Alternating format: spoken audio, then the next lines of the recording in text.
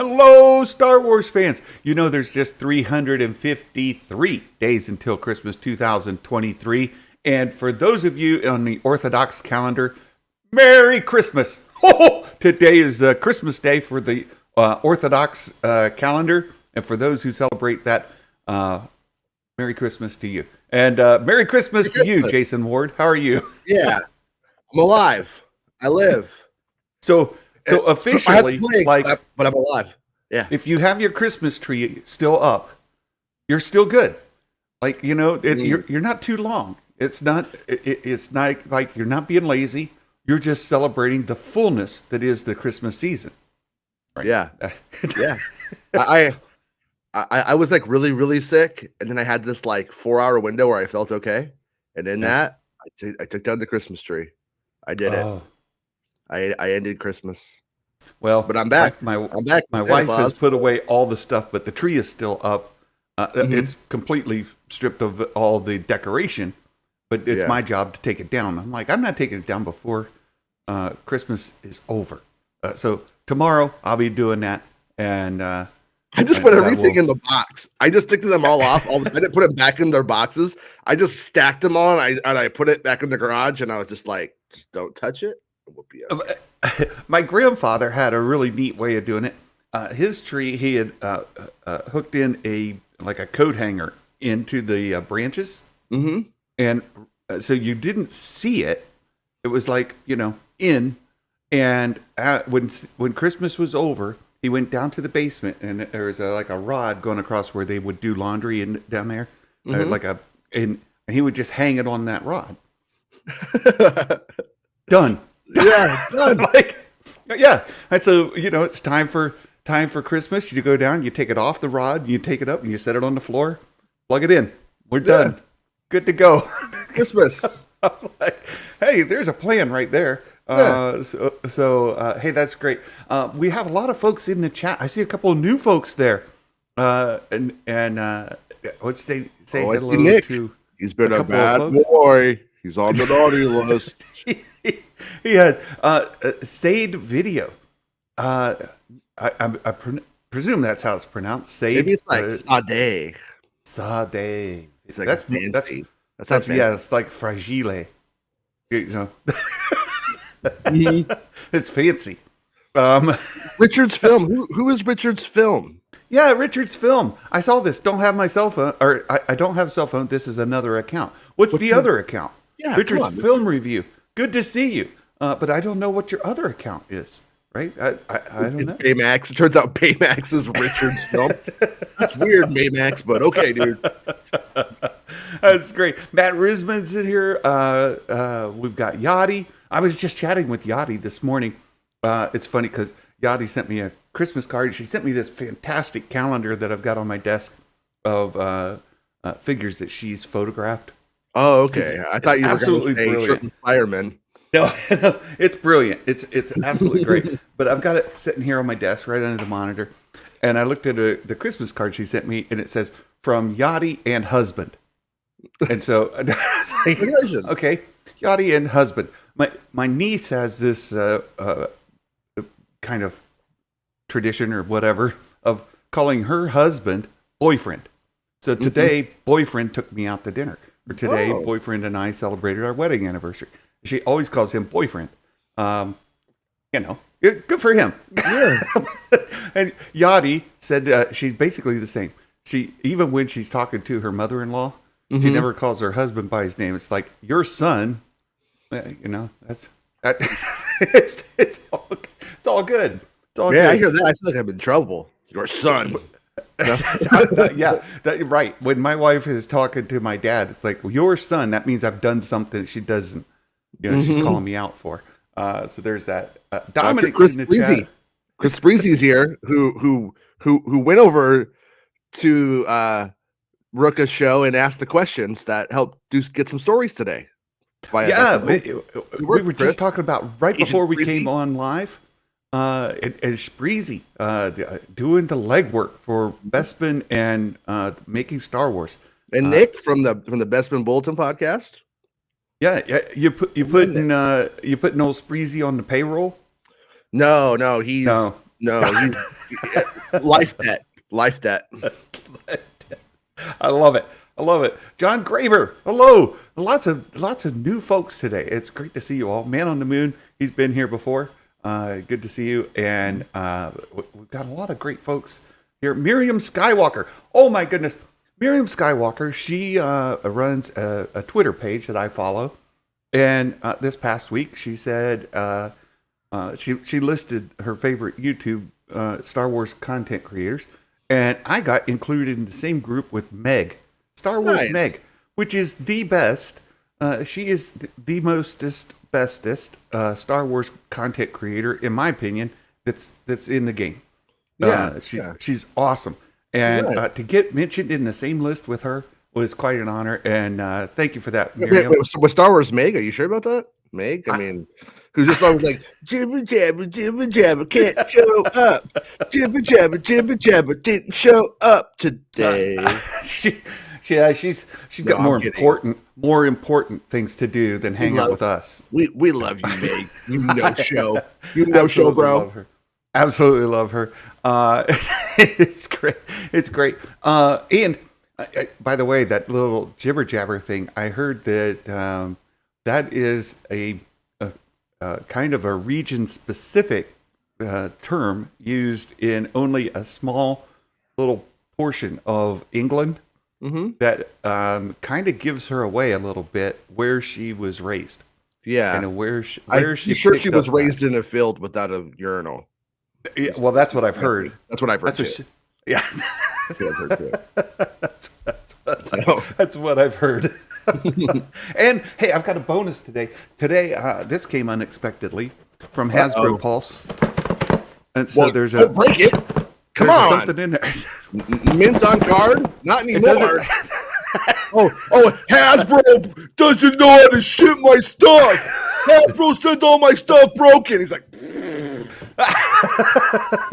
so we'll get into that in a little bit. And all right, cool. For those of you who do all the things, I appreciate it. You're subscribed here on YouTube. You follow us on the social medias. And you support us on Patreon. That's fantastic. Yeah, we wouldn't want something bad to happen to you. But this show has been nothing but jibber jabber so far. That's true, Matt. I had to replace, that shark? Jab, that intro that was so long. Now we just get to fill it with jibber jabber, right? Because we don't have the intro anymore. So this is, you can think of it as the pre-show. No, I give Matt a hard time, but hey, it's good. But in Patreon, we have this little thing where you can submit a question for the show, and we will discuss it during the live stream. So I've got Patreon up here. We'll take a look at it, and we'll see what's going on. TVC Mackin. Or look, I finished the head on there. Or I will throw you off the side of a building. All right. I'll shoot you first. Was that necessary? Of all of the stunning, you had to shoot him. You're gonna just throw the guy off on that time. Okay. I'm gonna kill him, and then I'm gonna kill him again. Yeah. Oh look, since you're doing the little head thing, I can put my head with my own head. There we go. How about that? No. Why no more intro? We're doing a new intro. I've got a guy working on it right now. My friend Russell. You've seen him in the chat from time to time. Russell's making a new intro for us, just keeping it current with 2023. And unfortunately, I could not get the usage right for Meghan Trainor's I Believe in Santa that I was using as the intro. Love that song. And I used it for more than 6 months. And looking at the analytics on it, they took about $300 from me. And still weren't gonna give me the license. I said, "Well, I paid enough." Well, I don't think she believes in Santa. I think she's full of it. That's what I'm gonna say. That's my opinion on that. Gotcha. Yeah. So we're going to use a new intro song as one that YouTube licenses, and we're going to go that way. Nice. We do have a lot of news to cover, so we can get into that. And I've got I've got. Oh, something else is Mhm. I do have permission to use this background audio from our friend Star Wars Meg. If you guys don't know, Meg has another channel called Meg's Cantina, and on that she plays some like ambience kind of music that she writes herself and she produces herself. So we have here the Hoth ambience. Yeah, from John Meg's Williams Cantina. ripped her off. That's actually John Williams heard that, and then that's how he made the Star Wars music. Yeah, and so justice for Meg. That's what I said. Yeah, I kept getting copyright claims, not strikes, claims, which doesn't hurt your channel. It just means we're taking your money. Just means pay us. Yeah, pay us, right? So enough of that. General pay us. All right, I don't get enough anyway, so I don't want to give them. Megan Trainor's doing just fine without my $300. Mm-hmm. Just saying. She's going to be okay. Why does Megan Trainor hate Star Wars? That's the question we asked in today's show. Don't worry about Megan. She's going to be fine. She just. Hey, so we do have some news to talk about. Lots of things, and one of them comes from makingstarwars.net. So we will. Sounds fake. Fake news. Fake news. No, we'll go to makingstarwars.net. You put this Thrawn's Kintsugi stormtroopers in Ahsoka. I thought that was a really. It's up there in the corner. You can see it. It well, is. Can you see it now? Up, can you still see it? Here, if I do this, there it is. There it is. It's over there. There it is, right there behind Santa. Right behind Santa. You can see the gold, cracks in there, right? There were a lot of people who just read headlines struggled with this on the internet. They're like, "Oh, now they're just ripping off the Japanese people," and it's like they're not called that. I thought I made it clear, but I wasn't feeling too good, so maybe I failed. But they're not called Kintsugi Stormtroopers. I thought you were actually talking about this was going to be an episode of Vision Season 2, the Kintsugi Troopers. Right, yeah. The anime from Japan. It's going to the episode title. Jason Ward's released it here.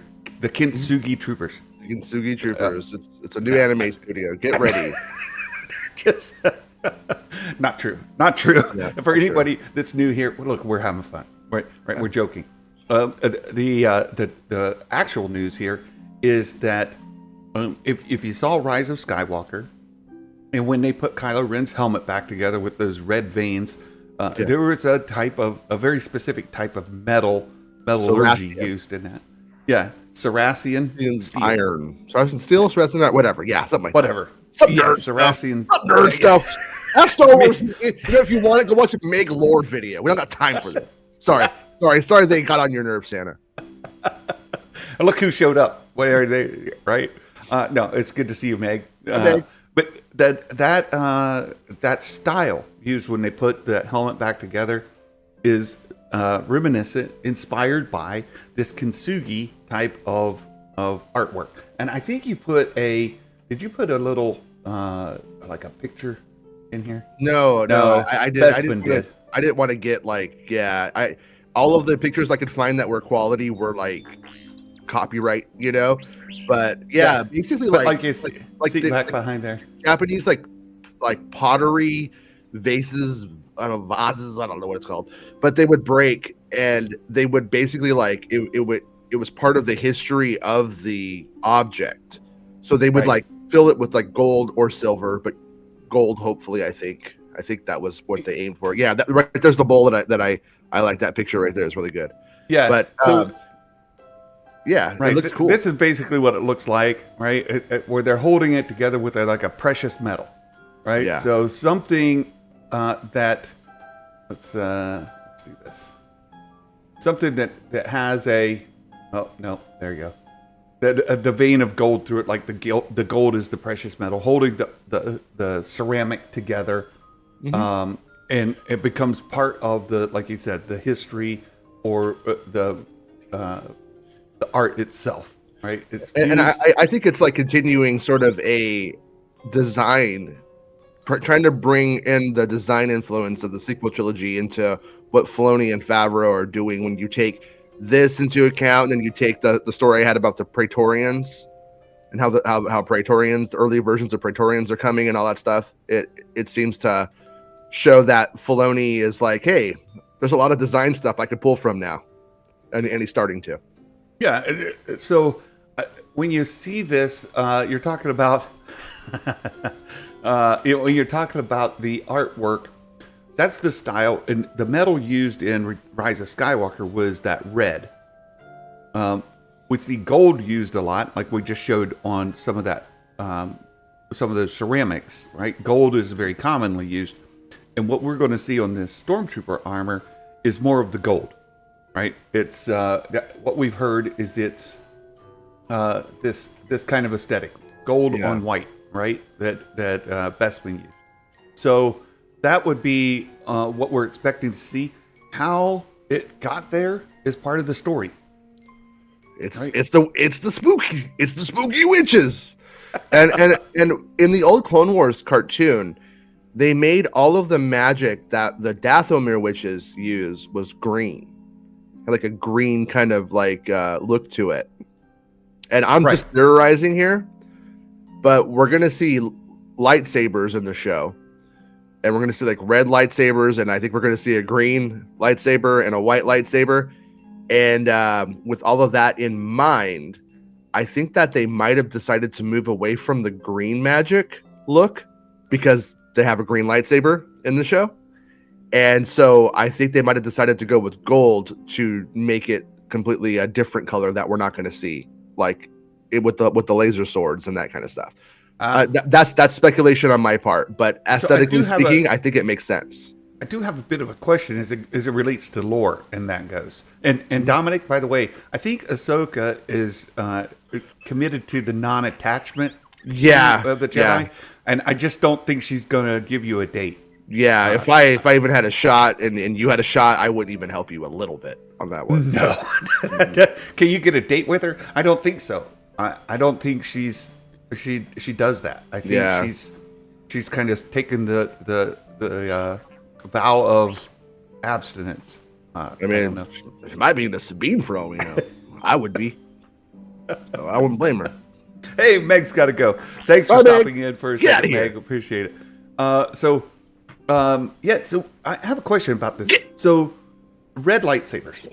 Yeah. So, and you've reported on some of the characters that are going to show up. Let's just get into your article a little bit because you do touch base on it here as well, right? Is it Saracen? Is it Saracen? We're not sure, right? Yeah, we're not sure. We don't know what that veining consists of. If it's Saracen, if it's gold. Yeah, I don't think they're going to take us aside and explain it to us. I think they're going to show us. I think they're going to show us with what those witches can do. And then I don't think that there's going to be a lot of explanations. We'll probably have all these questions, and then when the episode hits, we'll be speculating about what it meant, or maybe a lore article will come out or something and then explain it to us. But I don't think the show is going to tell us from what I'm hearing. Yeah, well, you talk about Shin, and Shin from your story. Yeah, Shin will have like this, like she's a Sith-like acolyte, but not. Yes, I'm not gonna. When I say Sith, I mean that in the generic term, not in the lore sense. Right. So let's talk about a couple things, because this is where I start to be like, okay, let's tie it into the lore a little bit, right? We're going to a different part of space than typical. We don't have the inner core and the outer core and the mid rim kind of side rim. Oh, careful, Jason. But in any event, we don't have the normal kind of definition. We're in a different part, right? Different space, a new space of whatever.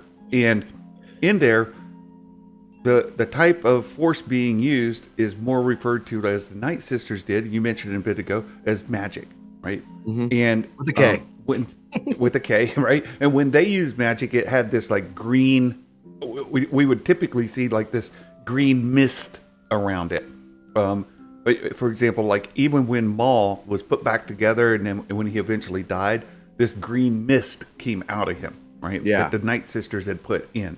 So that was sort of what was animating him. That's what gave him life, or what held him together, right? Right. So if you wanted to think of it that way, if it were green veined, you would associate it to the Night Sisters that we're familiar with, and that green misty kind of magic that they use. We're in a different area. Maybe it's a yellow, golden kind of mist. Maybe that's a light use of it instead of a dark use of it. We don't know. Maybe it's Cerasian steel or iron, whatever. Maybe it's gold, actually gold. We don't know. And that's part of what we're looking to learn, right? Is what is this veining going through there? Is it magic holding them together like the green mist that the Dathomir Night Sisters used? Or is it like the red steel that was put into Kylo Ren's helmet? I've seen Cerasian stormtroopers written down. Like, I've actually seen that on something. I'm gonna have to be non-descriptor, but on something. And when I asked the source about that, they were like, I wouldn't pay too much attention to that. And then they gave me a big list of examples of where things like IG-11 was like IG-88, even though it was never IG-88, just because it was like referential. So I was like, okay. So, and then like, but yeah, when it comes to that magic and stuff like that, like in the show, one of the things that I put in an earlier article is that my sources don't remember which way it went, so this is confusing. But one is an outcast, like the Dathomir, the Dathomirian witches. Right. I feel like they're probably the outcasts, since they were smaller, they were on the fringes of the other galaxy. I think that they came from that place to Dathomir, and then Mother Talzin, for instance, or something like that, sets up her clan on that planet, and then it becomes what it does. But I don't think that they were part of the main thing that we're going to get that Ahsoka goes up against. Or I'm not even sure if Ahsoka goes up against it. But also, one side note too is that guy from the Ronin. He talked about how there were like Zabrak stormtroopers in Mandalorian. Remember that? I keep meaning to talk to him. And I've been sick, and it's one of those things that keeps coming into my brain, like I should hit him up. And but what if there's a link there? Because in the lore for the Clone Wars, you have male Zabraks who basically serve the witches. They're kind of like subservient mates and to the witches on Dathomir, and that's how they make, I guess, more little Dathomirian Sith witches. And but it is interesting that we have those two things at the same time. Zabrak stormtroopers with this, and I'm curious if maybe there's going to be some link in Mando to this. Like if we're going to see that. That's purely speculation on my part, but just something that makes me go, was this just on Filoni's mind, and that's why that happened? Or is there something to that? Is there some link there? Right. So that's part of the questions all this opens up, and to me that's super exciting. And so when we talk about how spoilers come out and we learn so much detail, it doesn't necessarily give us the experience that you get when you watch it, right? So we've been talking about some spoilers for Ahsoka, but it raises so many more questions that we can speculate about. We can get excited about Ahsoka coming, and what is this going to be? Are they going to be reanimated undead? Are they going to... Right. What's that gold veining? We have no idea. Because in lore, if I just look at the lore that we have established, I conclude from the lore itself that these are reanimated dead stormtroopers. But then if I look at it from another perspective, they've been out there for over 5 years. Maybe the armor broke down, and over the years, they go to the witch, and the witch does... magic, and then it fixes it for them. It could be that dumb. It could really also be like the marionette strings, right? So the gold veining goes through there. It's the control, right? Like, like when Freddy and the Dream Warriors as the kid, yeah. Yeah. exactly. So maybe it's something like that. There's so many good things to just wonder, is really exciting to me. But the other side of that, so you mentioned here Shin, right? Mm-hmm. Shin for the win. So we have Night Sisters, not from Dathomir. Maybe they're the outcasts. Maybe they're the home planet. Whichever way, they're a separated group of Night Sisters, not the Night Sisters of Dathomir, the Night Sisters of the new place, and their magic may manifest itself a little bit differently. Maybe not green mist; it'll be gold or red, or who knows. But the other thing that really intrigues me about this, now, don't get me wrong. Like, I get that. Don't make it too complex, Santa. Right? Just It is what it is. But these are not Jedi and Sith, right? They don't have those religions there. I don't think so. I mean, Right. Balon is a former Jedi, I believe. Right. So what happens there? Like, what's the rest of that story? And does he just lose his way hanging out with these, spend a couple of years with some witches? Do you just kind of lose your religion, so to speak? Not like the real meaning of that term, but you know what I mean? Right. Or is it, is he a Sabayoth clone kind of situation? Not, I mean like an actual clone, but I mean like that trope. Is he like the Sabayoth trope brought back in? There's all this stuff, and that's like the other thing I keep getting like texted at me or tweeted at me or whatever, commented. It's like, oh, is this going to do Heir to the Empire justice? And I'm like, I don't mean to make you guys think that this is Heir to the Empire. I'm just saying that there's some parallel thinking, either with intent or not. I mean, like you always mention, Mount Tantus is in Bad Batch and stuff like that. So like they are pulling ideas and concepts out and putting them on the chessboard, so to speak. But does it relate? And I don't think this is gonna be that. And I'm a little bit like hesitant of even touching on that stuff a lot of the times, because I think that it could be used to make you mad. It could be used to, that's the only thing about this stuff, is it could be used to make you think you're getting Heir to the Empire when you're not, so you can get mad again that the EU got erased if that was you. And so don't let them do that to you if that's what is going to happen, or if that's what you start to see happening. Realize that's what they're doing. They're trying to make you mad. Don't fall for it. Because nobody on my side of things has said, dude, they're remaking Heir to the Empire. It's like a retelling of it.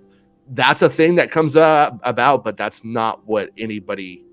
To be honest with you, my sources wouldn't even know what Heir to the Empire is. Right.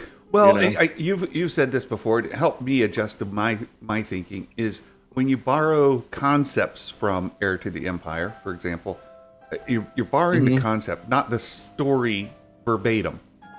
So Mount Tantus, for example, we know that it's a cloning facility of some sort. We don't know that it. Yeah. It does not have the same context that it did in Heir to the Empire. Right. Another term Star Wars Fitz put in here. He's reading Darth Bane novels, and they refer to Dark Jedi. That's the case in the Heir to the Empire series as well. At the time, there was not this Sith yet. And so Timothy Zahn referred to dark side Force users as Dark Jedi because that term didn't yet. Well, it did exist. Context. Sith did exist, but it was off limits. And that was like their compromise, because George Lucas had some ideas about what the rules for the Sith would be. Not everybody could be a Darth Vader. And but yeah, it wasn't until, like, people forget, but it wasn't until the prequels, until like Phantom 1998, that we started to even get rumors that Palpatine was a Sith. We knew he was the evil emperor, but we didn't know he was a Sith Lord, just like Darth Vader for sure. Yeah, because Darth Vader was called the Dark Lord of the Sith, the Dark Lord, not the, and that's just George Lucas, guessing and making. Yeah, well, and letting some of this develop over time, right? Sometimes he just went with things and then said, "Well, we'll figure it out later," right? Like I don't really worry about that. Let's just do it because that's a cool thing, or that's fun. It's a fun thing, right? Like something like that. But so here we are. We're in a different part of the galaxy. universe or whatever the case may be. And in here, we don't have the Jedi religion except for, as you mentioned, Balin was a former Padawan or Jedi who is out there now. So he says, "Get off my Balon." Sorry. He carries knowledge of that religion with him, but is he practicing that religion? Right. And then, because we have to be reminded, not all light side Force users are Jedi. Right. Because it'd be like saying all Christians are Methodists. Yeah. Right? That's not the case. Well, right? also, Methodists, he's an Order 66 survivor as well. So he may be somebody who goes out there and goes like, my everything is dead. It's dead. The Jedi are no more. I'm not a Jedi now. That's probably honestly where I think that character is going to be coming from.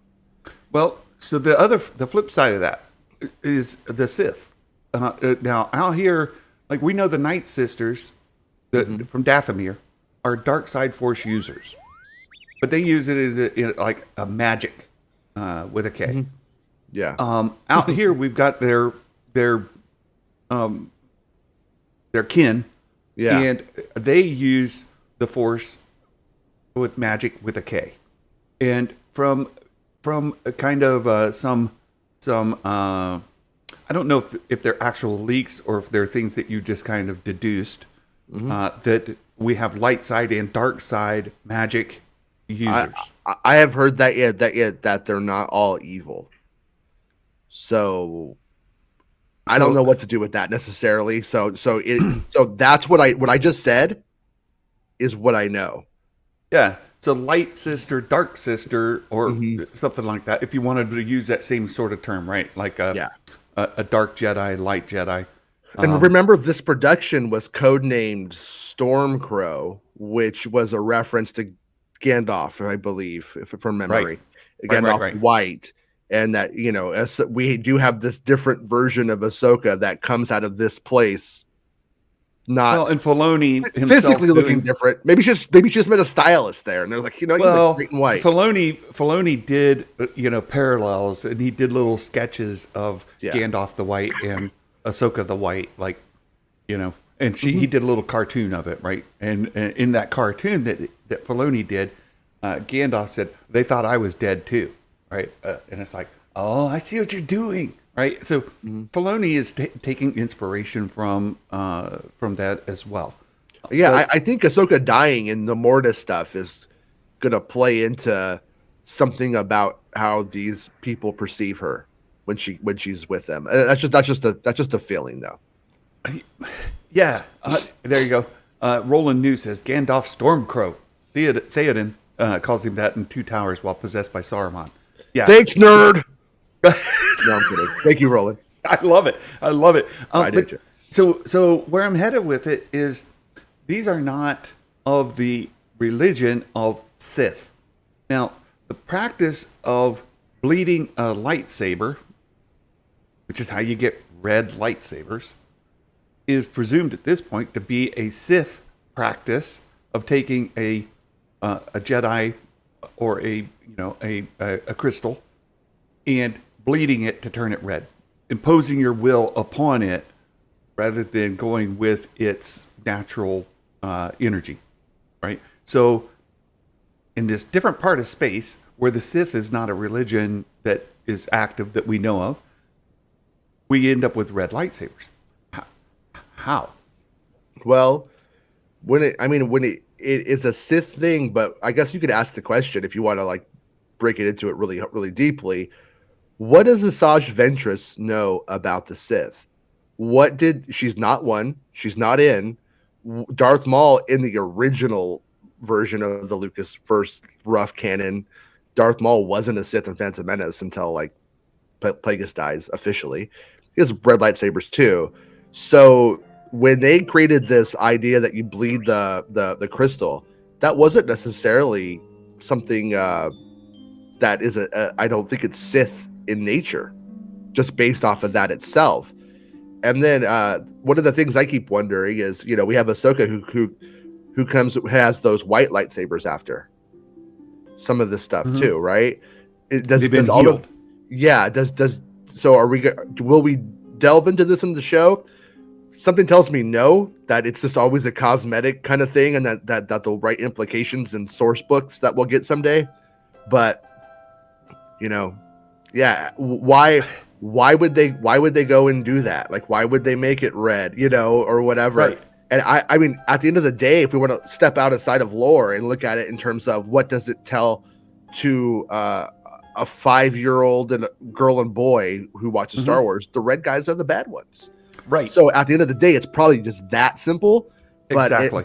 But then they have to justify it in their canon and their lore. So what if they're trying to make those white lightsabers, and what if you're not there, it goes red? Yeah. I think very, very likely it's just, and I know Josh Lucas has made fun of it over on the Den of Nerds, but sometimes you just can't think about it that hard, right? Sometimes you just got to let it be, right? Yeah. Just, don't think about it too much, right? Yeah, you could just make it up. They could just make up something, and then now that's why. Shut up, nerd. And you're like, okay, you win. Right. Hey, Trucker Mark, good to see you. Been a long time no talk. This is a semi truck driver who. If I do this, he has to honk. He has to honk. Right now he's driving and he's honking. Yeah. He can't. He has to. It's trucker law. It's trucker law. That's rule of the road. But he's typically out west, like Nevada, Utah, like that part of the world. Yeah. So good to see you, Trucker Mark. How's the family doing? Dad is starting his shoulder rehab, and we're bugging him to do the exercises he needs to do because there you go. He did it for you, Jason. Yes. He did it. But yeah, so we're bugging him to do the work he's doing because that he needs to do to get better because mom's not there. My mom passed several years ago, and in fact, yesterday marked the 6th-year anniversary of her passing, and Dad wanted to go to West Virginia to her graveside yesterday, but wasn't able to do it. He's going to probably go this weekend just to go spend time there. So appreciate you asking, Mark. We continue to heal. My wife, Jason and I were just talking. My wife had eye surgery the other day, and basically in her left eye right now she's completely blind. But that's normal for the for the surgery. They put a gas bubble in there.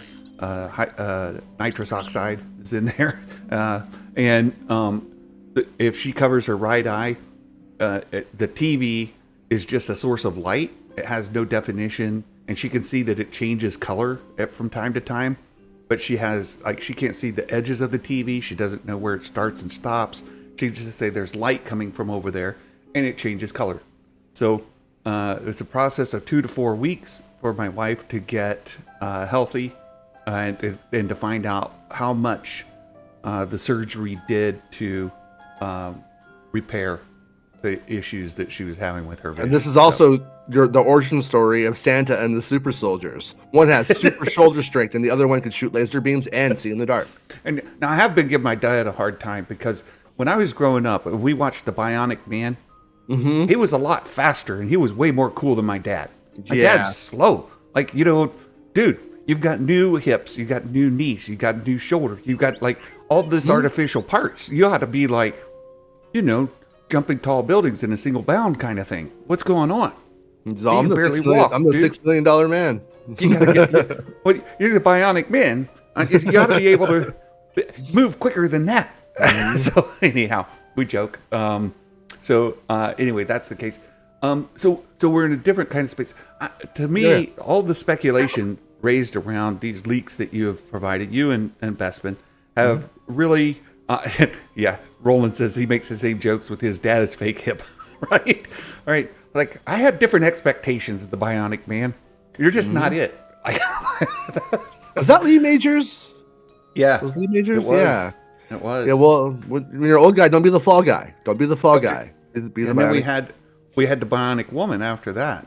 So, but in any event, I'm excited about Ahsoka. I'm looking forward to it. We say 2023 starts off with a bang. I had fun in the thumbnail with using the bad guy. Rampart, right? And he's aiming right at my noggin. Right? My name is Rampart. I'm gonna push you over. Yeah. Oh, don't shoot me with that pistol.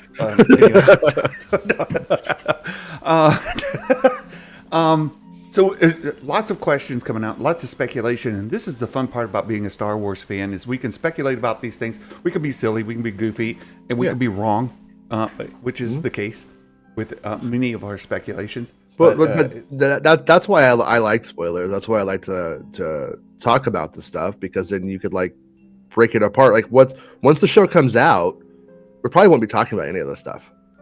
We'll be talking about the larger, bold story bullet points and what's next, always what's next, as opposed to like the minutia of all of this stuff. Why is the lightsaber, whatever color, whatever. That's fun. Right. It is fun. And I'm having, and when you start to think about the lore, calm down a little bit. We'll figure it out along the way. And it's an interesting thing. I saw Star Wars Theory was doing it again lately. And I enjoy when he does it. Like, there's things where the lore doesn't match what you think it ought to. It happened with the prequels. It happened with the Clone sequels. Wars. Prequels, sequels, Clone Wars, the books, every single thing ever. Right. It's all kinds of things. Hey, Bespin here to introduce his own story. We're going to get right to that. Oh. Yep. Yeah. I watched it last night, by the way. I put the interview on. Me and Penny were playing video games, so I listened to the whole thing. So yeah, don't skip anything, any paragraphs, any sentences. It's all juice. It's all juicy juice.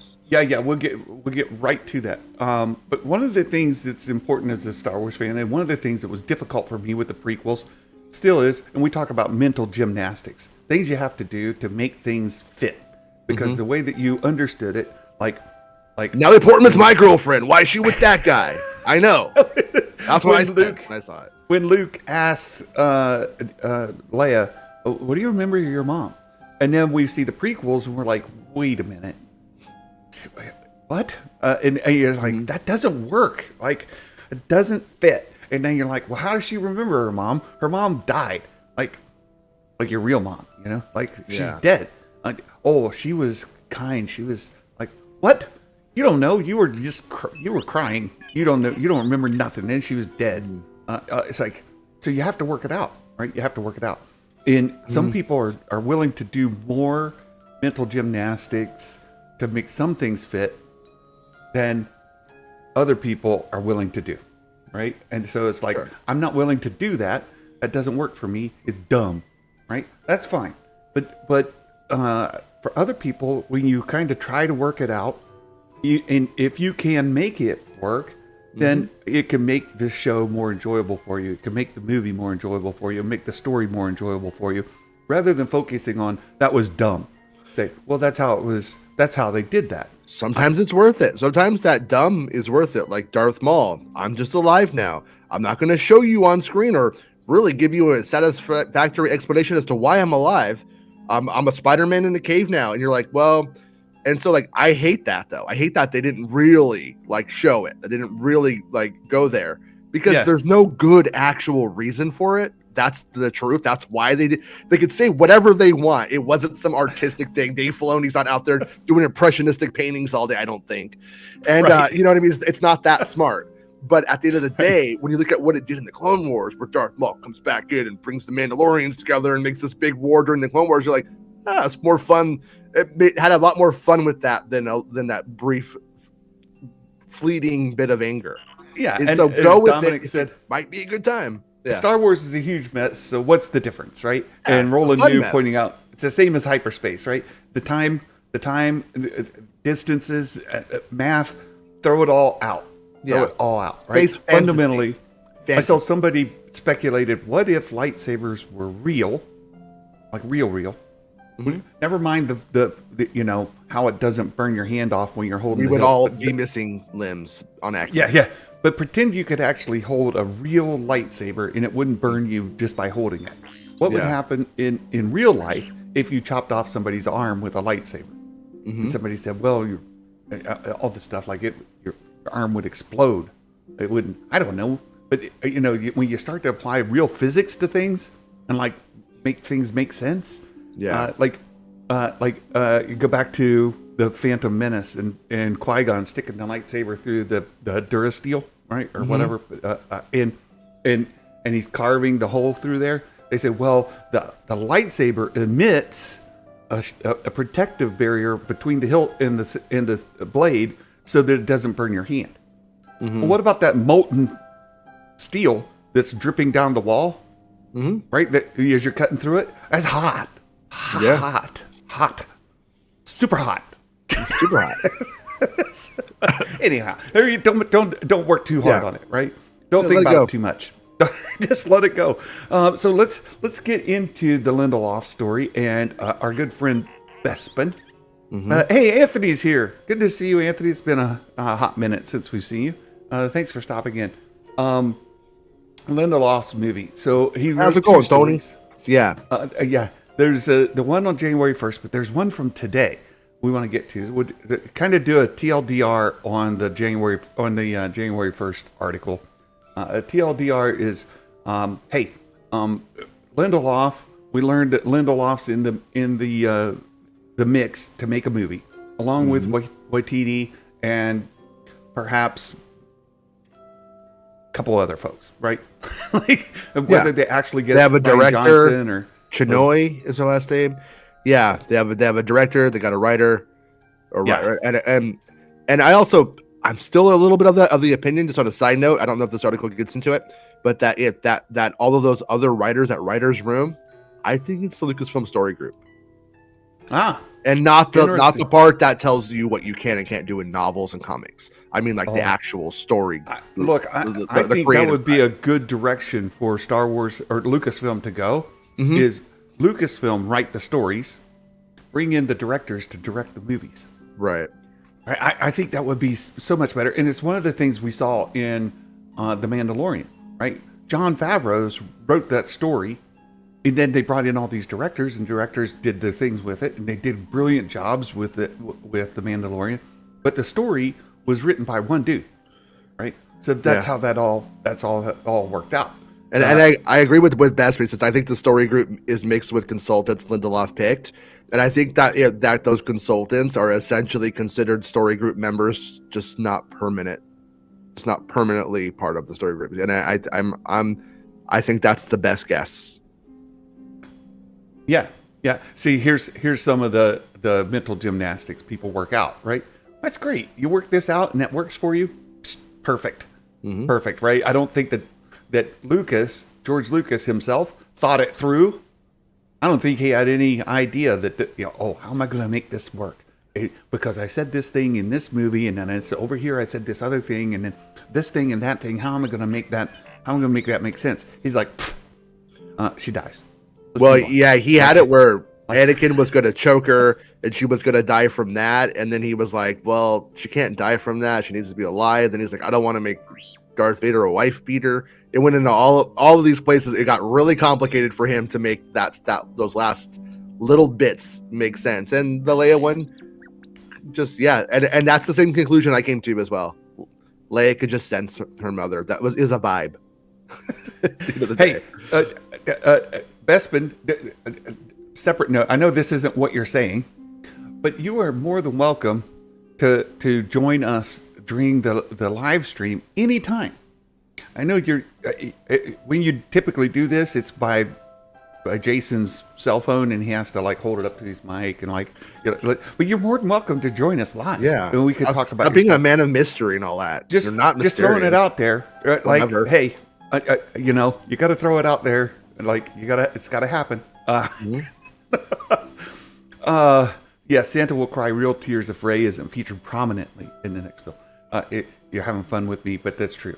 And that's one of those other things too, where you go it was presented as being possible that we would see people from those films coming into this story, that there were story opportunities. It doesn't mean that the story opportunities have been executed in the story or even the first one. That's important. That's important to keeping expectations in check, I think. It is. So touch base on this again, and I think Bespin did a good job with the the graphic here because we can see Ray and the sequel era folks in the image that he posted with Lindelof there. The rumor was Lindelof's movie was going to be post Rise of Skywalker, involve some of the sequel era leads, but they weren't going to be the lead themselves. That was sort of the Bespin says, DM me the link.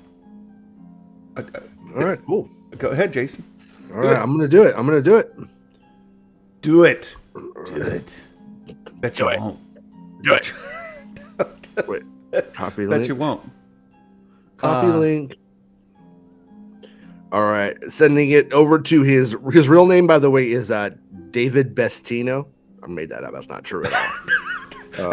That's a David Bestino. Bestino Bulletin. So all right, I sent it. It's okay. away. I'll watch for him to show up. We can bring him into the fun.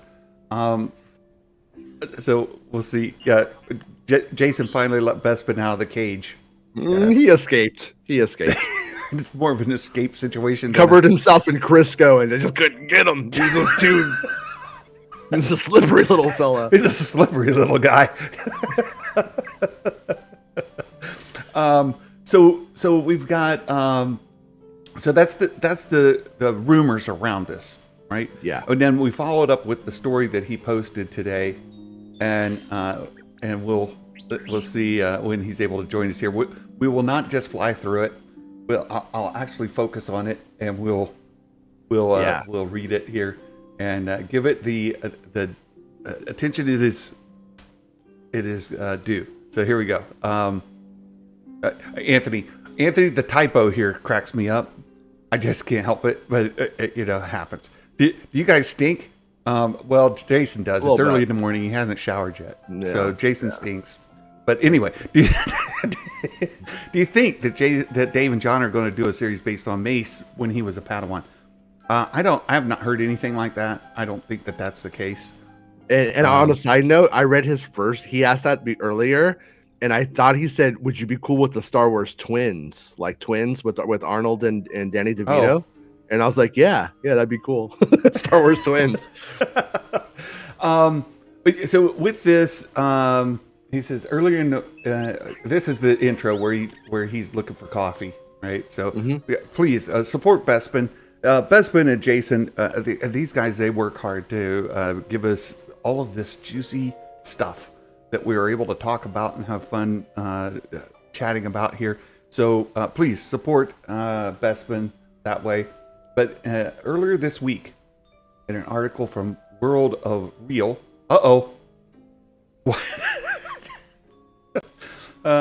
who's here! The word of Jason. It's the the word of Jason. Good to see you. It's Wason Jard, actually. Yeah, Wason Jard. Yeah, the evil clone. The evil clone. Not bad. Hey, thanks for joining in, Bespin. Great to have you here. I said I have a spare hour, so unfortunately I won't be able to watch Jason's show. So at least I get to chat to him. All right. Well, Great. That's great. So we were just getting into the actual meat of your story, right? Do you want to set it up at all? No, World of Real, they are an outlet I've been following for years. They cover mostly smaller movies, independent movies, and they've been accurate in the past with that stuff. I think this is their first foray into Star Wars coverage, but they are, from what I understand, friendly with Jeff Snyder, who, as we know, is like pretty reliable. Especially recently, he's getting report after report correct. So I think there's something to it, just given that connection. It's awesome. And if you remember, like on Santa's show a few months ago now, maybe I heard that they were going to be doing a Star Wars film by 2025 for sure. Like it's going to happen. Like they will do it or they will die. Like that was what I was told. I asked that same person about the Snyder stuff, and they were like, yeah. They were like, listen to what he's saying. So I'm listening to what he's saying. I'm a devotee. Yeah. I think it's this article. I do mention that there is movement on a Star Wars project at Pinewood that isn't Andor season 2 and isn't The Acolyte, which is also partly filming there currently. Right. And is that the Ghost Track 17? No, so Ghost Track 17, that's a different thing. So Ghost Track 17, if it's true, is a US production, but there's been a UK based production associated with Lucasfilm called Ghost Truck, not Track, Ghost Truck, and that's been, I think it's been registered since 2020, towards the end of 2020, which way, like, it could be confusion there, given how similar the names are, but it seems to be a different production. But like Jason, like I knew it at the time. The Acolyte, that was supposed to film in the UK, and its code name is Paradox.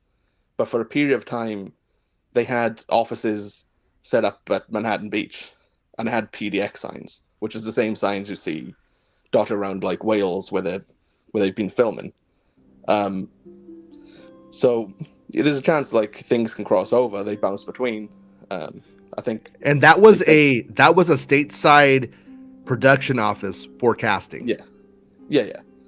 And it's the same thing with the Taika movie. The Taika movie was like it had production offices in LA as well, you know. So there's a chance that Ghost Track and Ghost Truck are the same thing. There's a chance that Ghost Track isn't even a real thing anymore. Might have died out.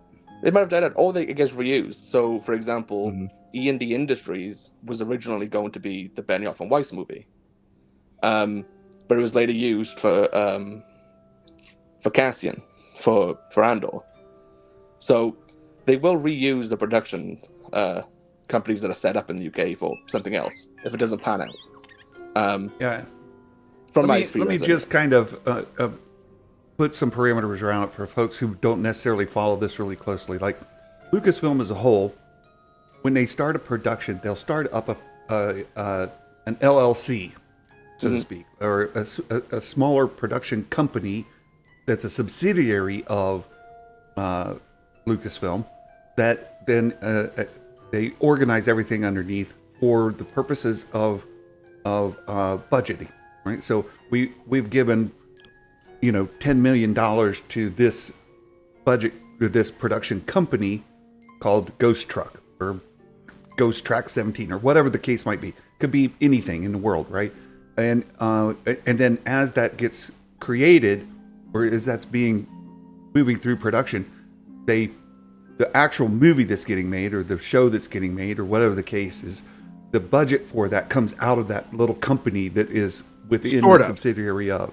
Sort of. Yes, and no. So it's like this. The prequels were made by JAK Productions, which was Jet, Amanda, and Katie Lucas's names put together for Jack Productions. And the idea is if the production gets into huge legal trouble, people die, things happen, all the worst things you could imagine happen during the production, that does not touch Lucasfilm. That is contained to that production. The insurance, the budget all goes to that. They pay them off. They pay it to it, but it also protects the main dominant company from anything that those people do or any mistakes that are made. It's a legal thing as well. Yeah. Thanks for adding that, because that's absolutely part of the context of that. So when I say Bespin, when you mention like maybe they're reusing this production company, would it be that same company or a company with the same name, a different? It'd be the same production company. That's what the case was for Andor. E&D Industries was set up many years ago. Like Jason may remember just how long ago it was. Yeah. I think it was 2017. Yeah.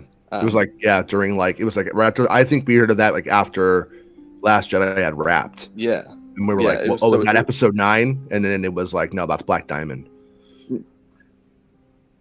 Yeah. Excellent. So it was set up in like 2017, and it was supposed to be the Benioff and Weiss films, but it got reused for Andor. Yeah. That's just the production company name, but they do have like code names for the actual like film or TV show. Perfect. So Andor, It is called Pilgrim. It's still called Pilgrim. Mm-hmm. But initially, this was Jason's report back in the day. It was called Whitesnake. Yeah. So, they will and they've changed the name of the Mandalorian, the production name from Huckleberry to Foundry. So they will change things. Yeah. But in terms of the production companies, I think it's too early to say if Ghost Track is accurate. But we'll see. We'll see in due course. Very good.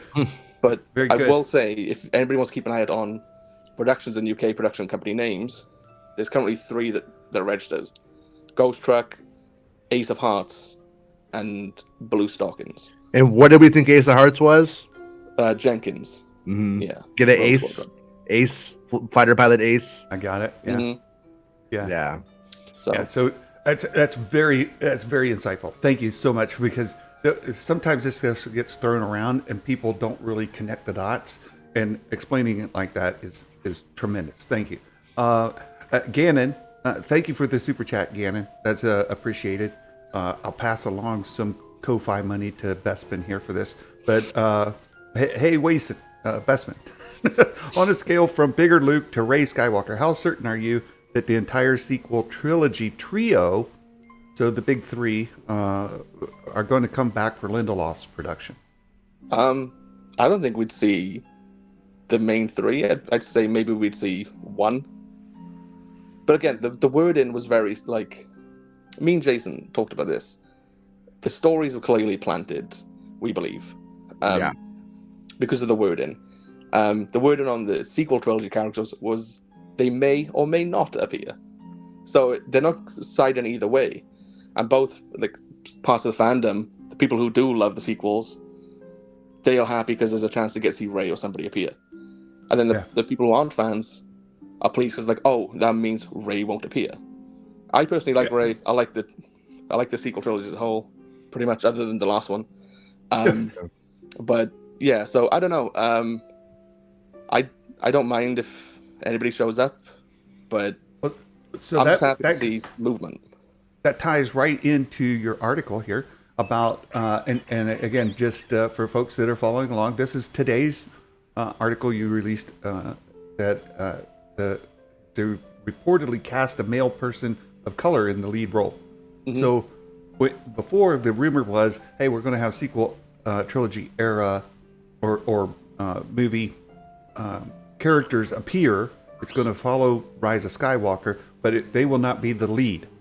Sequel trilogy leads will be in, but they won't be the lead. That would be the case. At least this supports that, because it says a male person of color has been cast in the lead role.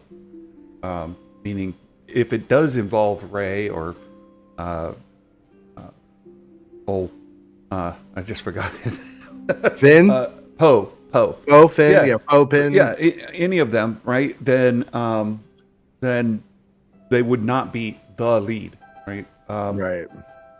So let's get in. It says, during the latest episode of Snyder's podcast, The Hot Mic, which Spreezy went in and trolled to get some information for you guys. Right? Prometheus bringing the fire from the gods. All right, good job, Chris. I see Chris in the chat.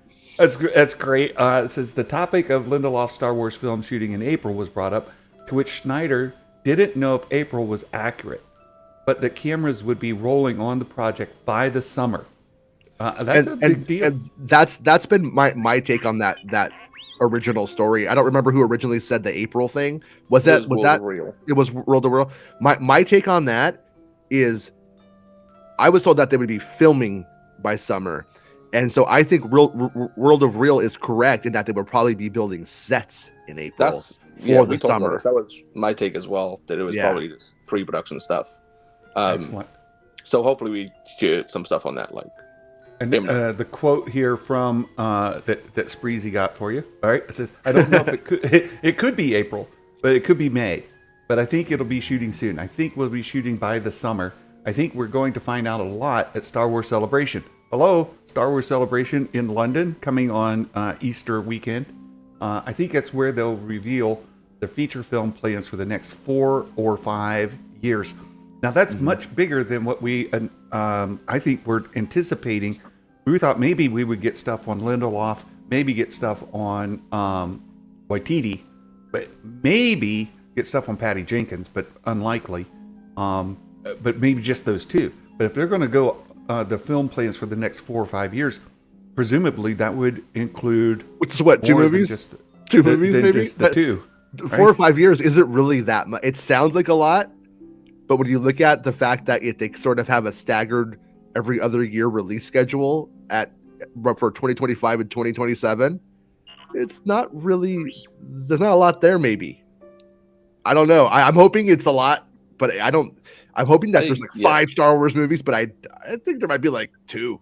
I agree as well. And it's also worth considering. Lindelof hasn't officially been announced by Lucasfilm. Mm-hmm. He came through the trades, as did the Sean Levy project, which Levy is confirmed, but still. So it could be as simple as announcing Sean Levy is going to do a movie there, like officially. So this is Snyder, who you're quoting here, right? Correct. Yeah. Yeah. It says Snyder's co-host John Roca, which you guys may remember John Roca from the old show that oh shoot, what was he? He used to do Collider. Collider, yeah. Was it Jedi Council? Is that what he was on? Yep. Yeah. Brought up the topic of the current heavily sought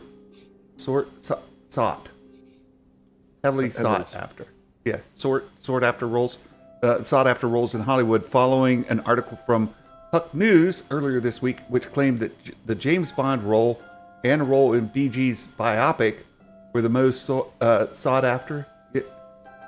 Is that the right word, Bess? I don't know. I wrote this at 3 a.m. So. Yeah. Okay. Fair. I just don't like when you start to get into English from England. The terminology is slightly different. So hey, at least you spelled Ahsoka right in your article. It says Snyder agreed with the article before mentioning that Star Wars film was also one of the hot properties to get a role in. You know, it's the usual suspects. It's Star Wars. Believe me, people are looking into that stuff. Now, there's another.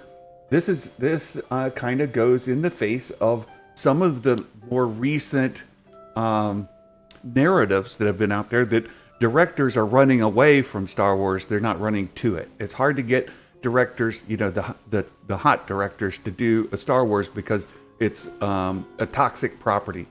Why is Bespin's website like trying to look at it? It's like wagging its tail at me. Look at it go. Look at what I don't think it's. That's new. I feel assaulted. No, I think it's my web browser. I don't think it's fake. But it's stopped now. It stopped. Yeah. It got called out for its behavior. Just wanted attention. Listen to the podcast. Come on, losers. So he's saying, look, it's still a hot property, right? You've got it's Star Wars. I mean, it's like in terms of the industry. Like, I'm not saying this is what he was doing, but you could be like a film snob and look down on it all in from the ivory tower kind of perspective. But it's completely. It's going to be it's going to be a huge moneymaker for anybody in Hollywood who gets a role in this. It's going to make the amount of money that they have earned throughout their career. Like, look at Harrison Ford right now. What did they sell Harrison Ford on as his career is? Honestly, it's fading. I mean, it's a very old man now. But he'll be like, he's made $99 bajillion, and they love to put that. And every now and then you'll read in the trades, you'll see what Adam Driver has brought in, and it's very good. But that's a huge selling point. So if you get into one of these Star Wars movies, even if it's not a good movie, you just perform well in a bad movie and it makes money, that's great for your career. Everybody wants these roles for that reason, whether they like Star Wars or not, whether it's culturally significant or not. That's what it's about in the industry, I think. So it's a big deal. And I think that's what Snyder's getting at here is all of these people are all going in on it. So, and a lot of these people are probably getting rejected. And he says that they've already cast a role, which means there's already been people rejected. The people rejected are the people who are talking. I think. You froze for a second. Okay, you're back. Okay. I was worried that it was me or that it was you, but we're good. We're good. I want to get into this paragraph down here, but let's not as Bespin for me. Don't do the 50,000 foot flyover. We want to make sure we get into the details here. It says earlier this week, Snyder took to Twitter to ask followers who are the most prominent actors of color who would switch between film and television roles. At the time, no context was given to the tweet, but during the hot mic, again, the credit to Spreezy, right, for getting in there and asking questions. Snyder revealed he asked because it was in relation to the upcoming Damon Lindelof Star Wars flick, and he said the following: "So, I've heard that the lead. I've heard that the lead in Lindelof's new movie, Star Wars movie, is Lindelof directing this movie. I don't know. So, and we know he's not. We know the lead will be a person of color, and likely, though, it's not confirmed. It's what I took from it. It's a man. I couldn't get a name or anything like that." Fascinating. Yeah. And in the previous, so my brain's connecting dots that shouldn't be connected. It's just, flying around. James Bond was mentioned before. A male person of color that's been mentioned for James Bond before, Idris Elba, right? Yeah, at the end of the show, he just guesses, and he guesses that one dude from Atlanta, which I like that. I thought that was fun, but he mentions two people from Atlanta, Lakeith Stanfield and Brian Tyree Henry, but he leans towards Tyree Henry, who's older. He is 40. The others are a bit younger than him. Yeah, and that's like the other thing is if they're trying to set off like a new series, it depends on what the lead is. Is this a space pirate? Is this a Jedi? Is this like, without knowing any of those details, it's almost impossible to guess who could fit what sort of archetype or what the spin on that archetype could be. So that's where I was like, that was fun, but I also I'm like kind of letting it go. Any of these people on this list, again, it's just Snyder speculating. Yeah. I would rule out Yahya Abdul-Mateen, even though he's got the connection with Lindelof by doing the Watchmen show. He's currently attached to star in the Wonder Man series for Marvel on Disney Plus, and that starts shooting this year. I think that starts shooting this summer. So there would be no chance he could film that. So I would rule him out, even though there is a Lindelof connection. So yeah. And I think we could just look at past trends about what was the rough age of most of our leads in these Star Wars films. You know what I mean? Like overall, and it's usually below 30. Yeah. Usually. While Oscar Isaac is like my age, he looks like he's 29. You know what I mean? For the most part. He's such a good looking dude, so it's like almost like beside the point. The youngest guy on that list, I think, is Lakeith. And he's 31. 31. Yeah. So that's a fine age to do it. Well, again, it depends on what the story is. Yeah. Right. They could have younger characters with, I don't know, somebody in their 40s, and it'd work fine. Yeah. Or like a Robert Downey Jr. type. You can't discard that kind of thing if they were trying to get their Star Wars Iron Man, so to speak, for all, because this is supposed, the hope is that this is going to be a series. The hope is that this isn't a one and done solo a Star Wars story kind of idea. The hope is that this is what gives us a series of films. And I wouldn't be surprised and I wouldn't be surprised if that other film is connected to it loosely, and then those connections become more prominent as they develop. Levy film? The Levy film, yeah. I wouldn't be surprised. Well, let me ask the question opposite of what it normally is asked. There have been people speculating for the longest time that the Mandoverse, or the Mandalorian, is going to eventually spring off a movie, some sort of culmination movie. Might this be the springboard for spin-off shows? I would think so. It could be, rather than a series of movies. Well, they've mentioned they want a series of movies to follow this if it's successful, but if the characters are beloved, or a certain group of characters are loved in this show, like supporting characters, maybe they can get their own show. But I think it's far too early to say. Even if you look at the sequel trilogy, those movies were like vastly successful, even if they were divisive. But we haven't got any series that follows that. You know. All right. I was asking just for the sake of asking, right? Just to put it out there. Let's see if we can get here a little bit further into the article. Elsewhere in the episode, Snyder was asked about the state of the Taika Waititi Star Wars film, which was supposed to be released in 25. I Can- know can- it's doing it again. Bespin, can I tell him about how this came about from our side? Me and Bespin are playing Fortnite, and Spreezy's giving us updates from the show, and he's like, "Hey, tell him to ask about Taika." And we're like, "Hey, ask him about Taika," and then Spreezy went and did it. Good job, That's Spreezy. Spreezy. Yeah, really, nailing it. It says, I don't know if it's dead, right? This is Waititi's project, right? Yeah. I don't know if it's dead, but it feels dead. I've already said it. The Damon Lindelof movie will be December 2025. I think they have already have their movies for 2026 and 2027. That's 3, right?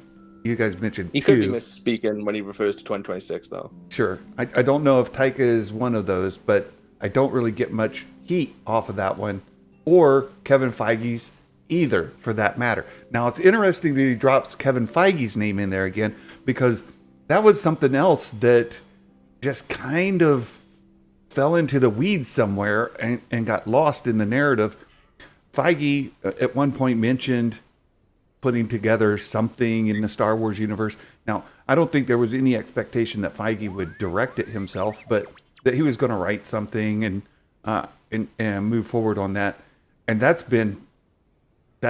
gotten no speculation or traction at all since it's been maybe 2 years since I heard anything. Even Michael Waldron was announced to be writing it earlier this year. But since then, Michael Waldron has signed on to write Avengers Secret Wars, which is going to be the biggest movie since Endgame, or even bigger than Endgame. So there's a chance that he's paused development on it. So, excellent. Let's get back. The Hot Mic has given us Star Wars fans much to chew on this week and past months. So be sure to tune in for the show and support Schneider and Roca. Seeing how fast the Lindelof movie has seemingly come to fruition is very exciting and seems to enter production soon, which is a change of pace for Lucasfilm. Just at least on the movie front, that's true. On the movie front, yeah. Projects take a very, very long time, or never make it. Right? That's true. Lucasfilm and Disney must feel happy and confident with Lindelof's vision, which can only be encouraging. Damon Lindelof's film, which is set to be directed by Sharmeen Obaid-Chinoy, right, from Miss Marvel, is set post Rise of Skywalker. That's what we talked about. A new cast. Those sequel characters could. I like this, right? They could appear. That supports what you were saying just a little bit earlier. Was like, get excited for the era because they could appear. They could. They absolutely could. And so please go out to Bespin Bulletin. Go to his Ko-Fi page. Tip. It's easily done. Like it's deeply appreciated and easily done. So do that. You guys can insult him. You can insult him. I sent him. You can one. insult. Yeah. You can say whatever you want, and I'll take it. You know. Yeah, you will. Give me $1 and call me the nastiest thing you want, and I'll be happy. He loves it. He loves Jason it. says nasty things to me every day, and I don't even tip him sometimes, but at that time I did. I tipped him $3. Said, "Don't spend it all at one place, loser." Yeah. The thing about that, like that, to go back one last time to that press release, or I call it a press release, but what the trades wrote is that was just telling people you can be excited about the opportunities of what this film and this series could do for you if you like Star Wars.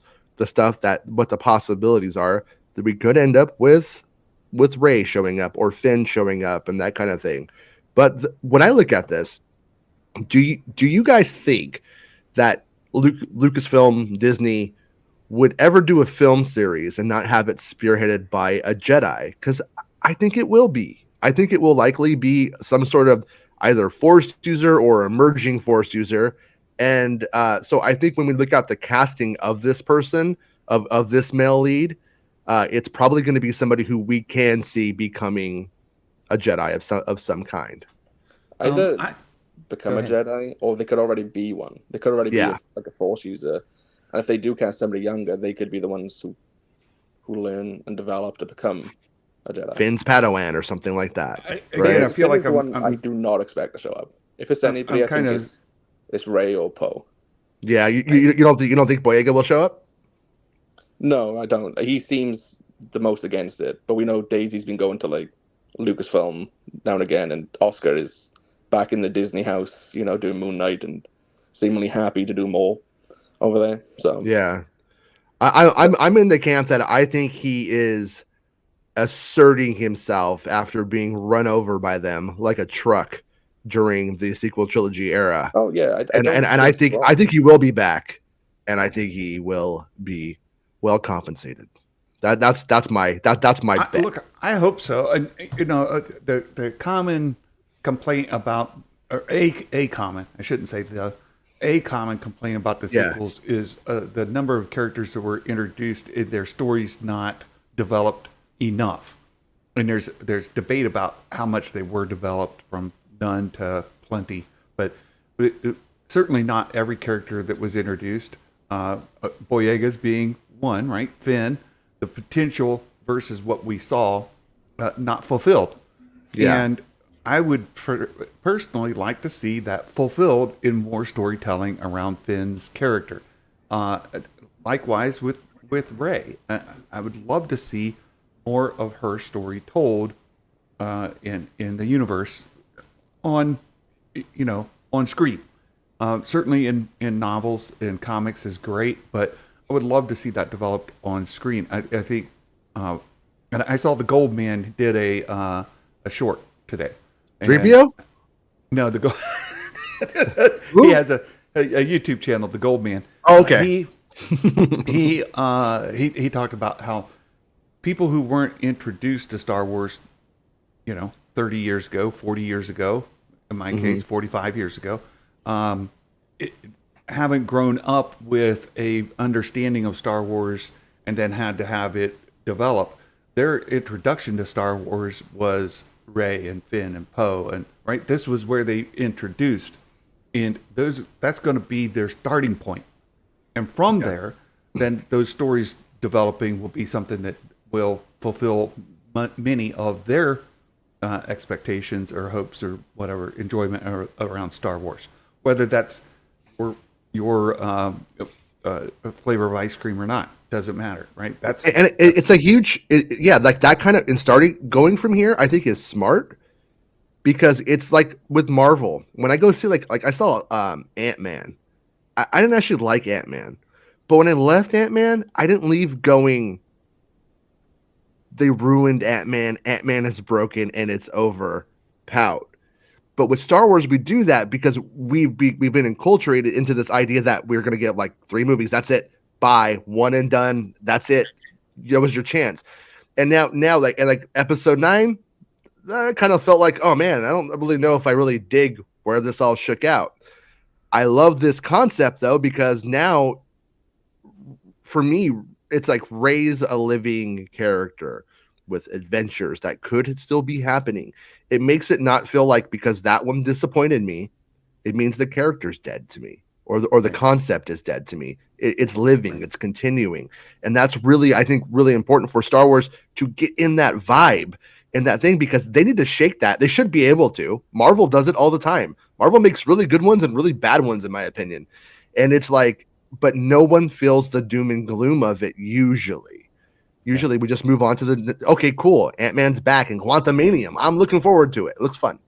And it's just like, is what it is. And that's what we need DC, with Rey. Look over the fence at DC, and everything's perfect and wonderful over there. That's how you run a universe. We need Zaslav to take over for Kennedy. Is what Bespin's suggesting, and I agree. I am suggesting. So let me first of all, Gannon, thank you for the super chat, the $2 super chat. Santa for Mandoverse 2024. That's fantastic. Thank you for that. But I want to address another question before we move on to another of Bespin's articles. There's 2 others I want to touch base on. The one question: would they ever do a movie or series of movies not involving a Force user? I hope so. I hope so. Like a Jedi. I've been pushing for a long time to see something based in Chiss space with the Chiss, whether it's Thrawn centric or not. And I personally would like to see a Thrawn series based in Chiss space from the novels or that era, where you get the Sherlock Holmesian character solving mysteries in Chiss space of, whatever variety. I'm up for that, and it would not include Jedi as we know it, or at least not as a primary character. But I'm on a very small island of people from that perspective. But I wanted to just touch base on that. Yeah. What do you think? What do you think, Bespin? I think, at least for now, with the re-entry screen into the world, it would be a Force user. Yeah. It's the thing that excites most people. As a child, there's nothing cooler than seeing like Luke Skywalker, Anakin Skywalker running around with a lightsaber. It's just more appealing to a general audience. I don't think it can't work, because it definitely could. I just think for now, at least with this Lindelof movie and whatnot, they'll lean into the Force user aspect. I won't say Jedi, but Force. Andor's ruined me personally. Like I love it. Like I think Andor, the more I'm watching it, the more I'm just like, this is perfect. And anything else, I don't think we could. I don't know if we could get anything like Andor in film, because it has to be pop enough, to like make money and stuff. And so I feel like if they do it, it won't go far enough for me, or it won't be real enough for me, or it won't. So that's where I lean back, like, make the movies superhero films essentially. Yeah. And that's fine. I think with Disney Plus and how Star Wars lives there, it's exciting. It's something for everybody. Yeah, like, I agree with you. I personally don't enjoy the Bad Batch that much, but I loved Andor. I really enjoyed Kenobi. I was okay on Boba Fett, but there's something for everybody, and especially in the projects coming up. You got the Acolyte, which is probably going to be a bit more mature, more in the Andor lane. You've got Dave and John doing more stuff with Ahsoka and the Mandalorian. There's supposed to be other shows, Lando, if that ever happens. But yeah, no, I think Disney Plus at the moment is great to tell these stories. Like, if Andor was released theatrically, that probably would have done worse than Solo. Oh yeah, I agree. And they'd be turned off ever doing something like that again. But seeing the critical acclaim and the praise the fans have given it, it probably encourages them to do more in that lane. So stories like that could exist. Like Santa talked about, like Sherlock Holmes sort of story. That'd be perfect for Disney Plus. I would love to watch a series like that. Yeah. But again, like Jason's right. Like, I think the movies are almost like big superhero movies. It's all about spectacle, and that's fine. That's 100% fine. There's nothing like Star Wars on the big screen, but Star Wars on the small screen can give you so much more character development, and they both can live equally and happily. So yeah. I like the future you talk about. I like this future. I do too. So you want to? Again, this one I'm not going to go in as much depth. I saw Jason covered it yesterday on your show, Making Star Wars Show. You guys should follow that on YouTube as well. The Ubisoft game compared to No Man's Sky. You want to give us a rundown of that, Bespin? Yeah. So basically, they claim that the open world will be pretty vast and seamless. So in No Man's Sky, there's I think the word used was quintillion, correct, Jason? Yeah, it's quintillion. It's quintillion planets that's generated by artificial intelligence, and so I might visit a planet which you will never ever see in that game. It's so big. It's so big. It's like you could probably not get there if you knew where it was, supposedly. Not only that, but from what I understand, correct me if I'm wrong, it's being like generated on the fly. So the mixture of elements that it used to create that environment at that moment may never ever happen again. Right. No, you're absolutely correct. So somebody said the plans will be canon. This probably means this game wouldn't be canon. Gotcha. For the type of game that they're pitching, it couldn't be, because everybody's experience will be different. The story itself will probably be very similar, because they do say there's a lengthy core story. And the characters supposedly like fully customizable. So once again, that probably leans towards it not being a canon story, unlike obviously like Jedi Survivor. But we could look at Battlefront and see like Battlefront, like your individual experience in Battlefront isn't canon, but like that battle outside of the temple on the Masasi temple, that is canon. Like they have a really weird way of like dealing with that kind of stuff if they want to, but it would be dumb ultimately to try to even deal with this being canon. I think like it'd be silly. It'd be so much work. But my thing is I think that one way of doing it is starting with core worlds from Star Wars that we do know that you can visit, Tatooine, Endor, that kind of stuff, Coruscant, whatever. And then as you move out to unexplored areas, that's when it's like, oh, it's canon, but it's not documented in the galactic database, therefore it's irrelevant. It doesn't matter. I think that's I think there's a way of explaining it if they want to and handling it. I'm pretty and sure the individual battles or skirmishes that happen in the context of your gameplay may never have ever happened. Yeah, your character's irrelevant, so or you're just you. It's the avatar for you, so you're not gonna end up showing up in some book that relates to Lindelof's story or something, right? Yeah. Let me cover this story as well. And Meg touched base on it on her video today. This new series from John and Dave. Apparently, there's some discussion about, is this going to be a Mandoverse story or not a Mandoverse story? What's the deal on this spin-off series, this new spin-off series? It's probably Mando 4.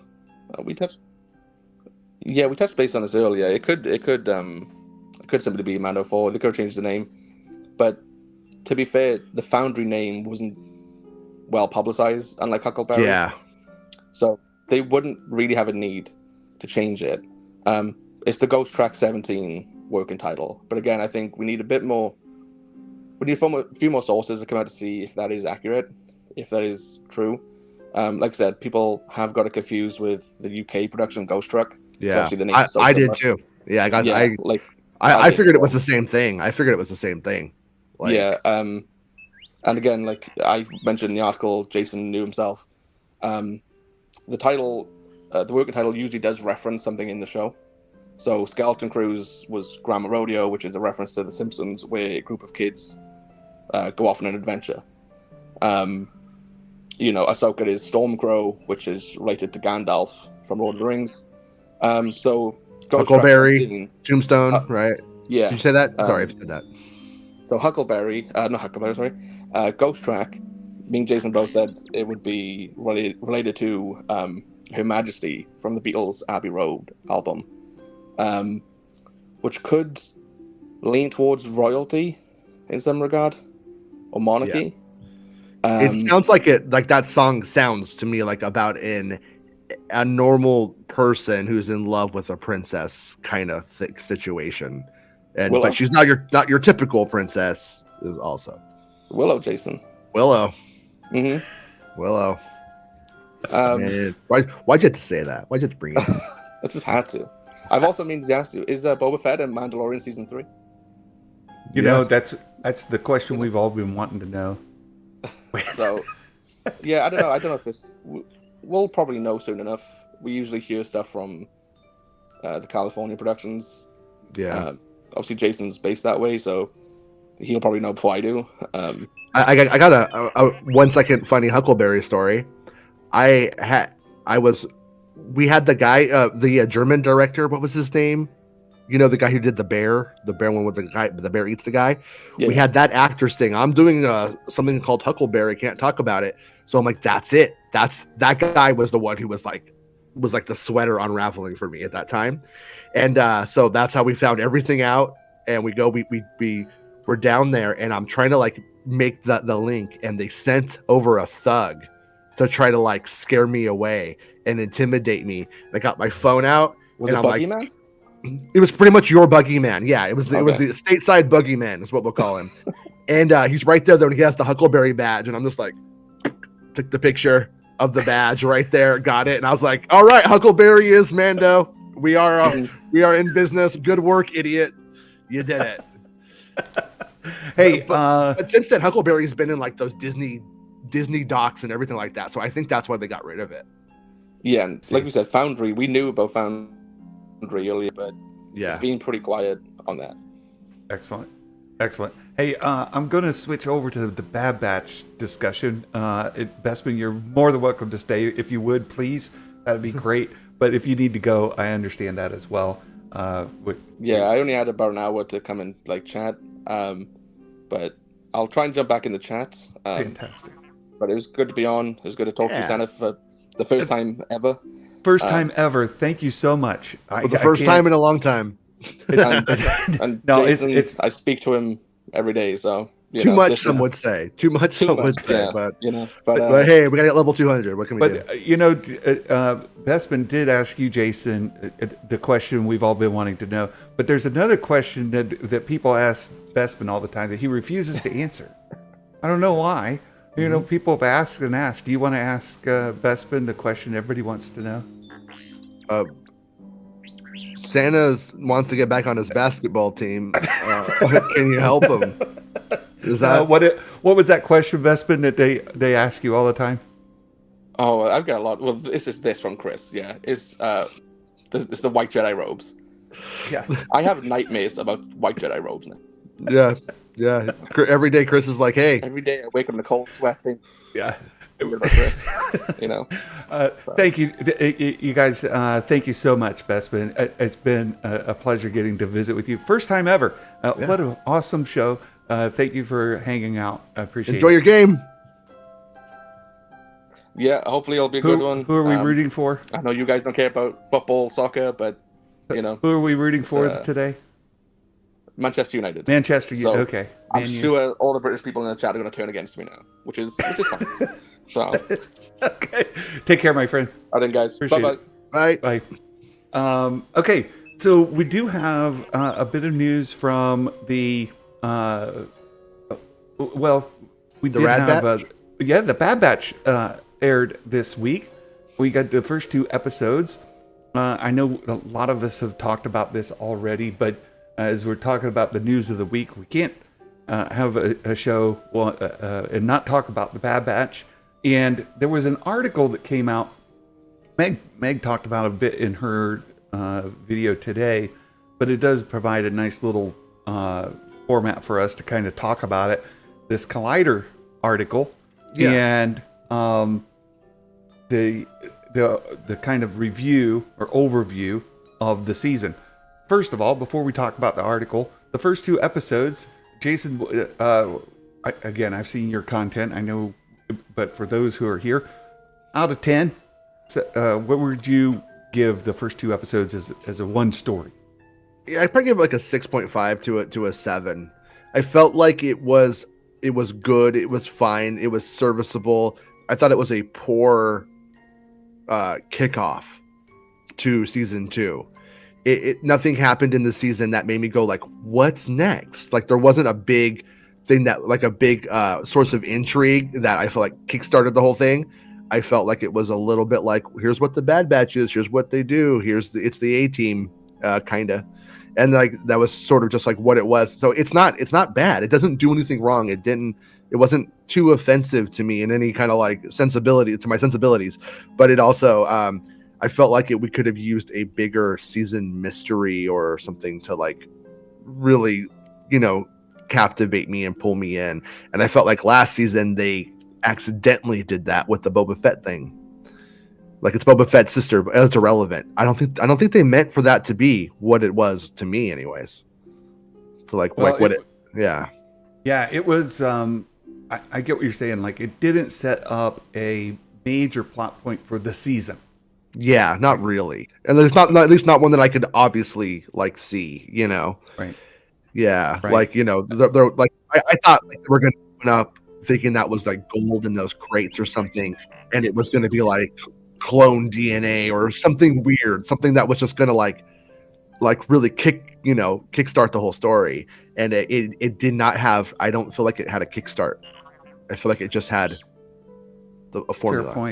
Fair point. I gave it around a 7.5 for myself. Again, I enjoyed the episodes. They were fun. We got to visit with the characters we enjoy doing the things that they do. It was great. I enjoyed that tremendously. But I did feel like something was missing. And you put it really well there. Like, I don't know what the thing is, right? Like, what are we here for? Where are we headed? What's going on? And I thought this article here did a nice job. And Nerd Mafia, I highlighted his comment because he did a video on this. Right, that Rampart execution scene was pretty brutal. But if we talk about like Meg's story from today and this article, they say, well, they are aware of the rating of the show and the audience of the show, and so the darker moments are only going to get so dark, right? They're not going to get off the edge. They're aware of who their audience is. They're aware of the genre, right? Animated, and they're not going to push it too far. But that was a straight up execution, right? Like, there was no question what happened, even though we didn't see all of it transpire on screen. Right, he shot off the edge, and then he pushes him over. But Rebels was a Y7 show,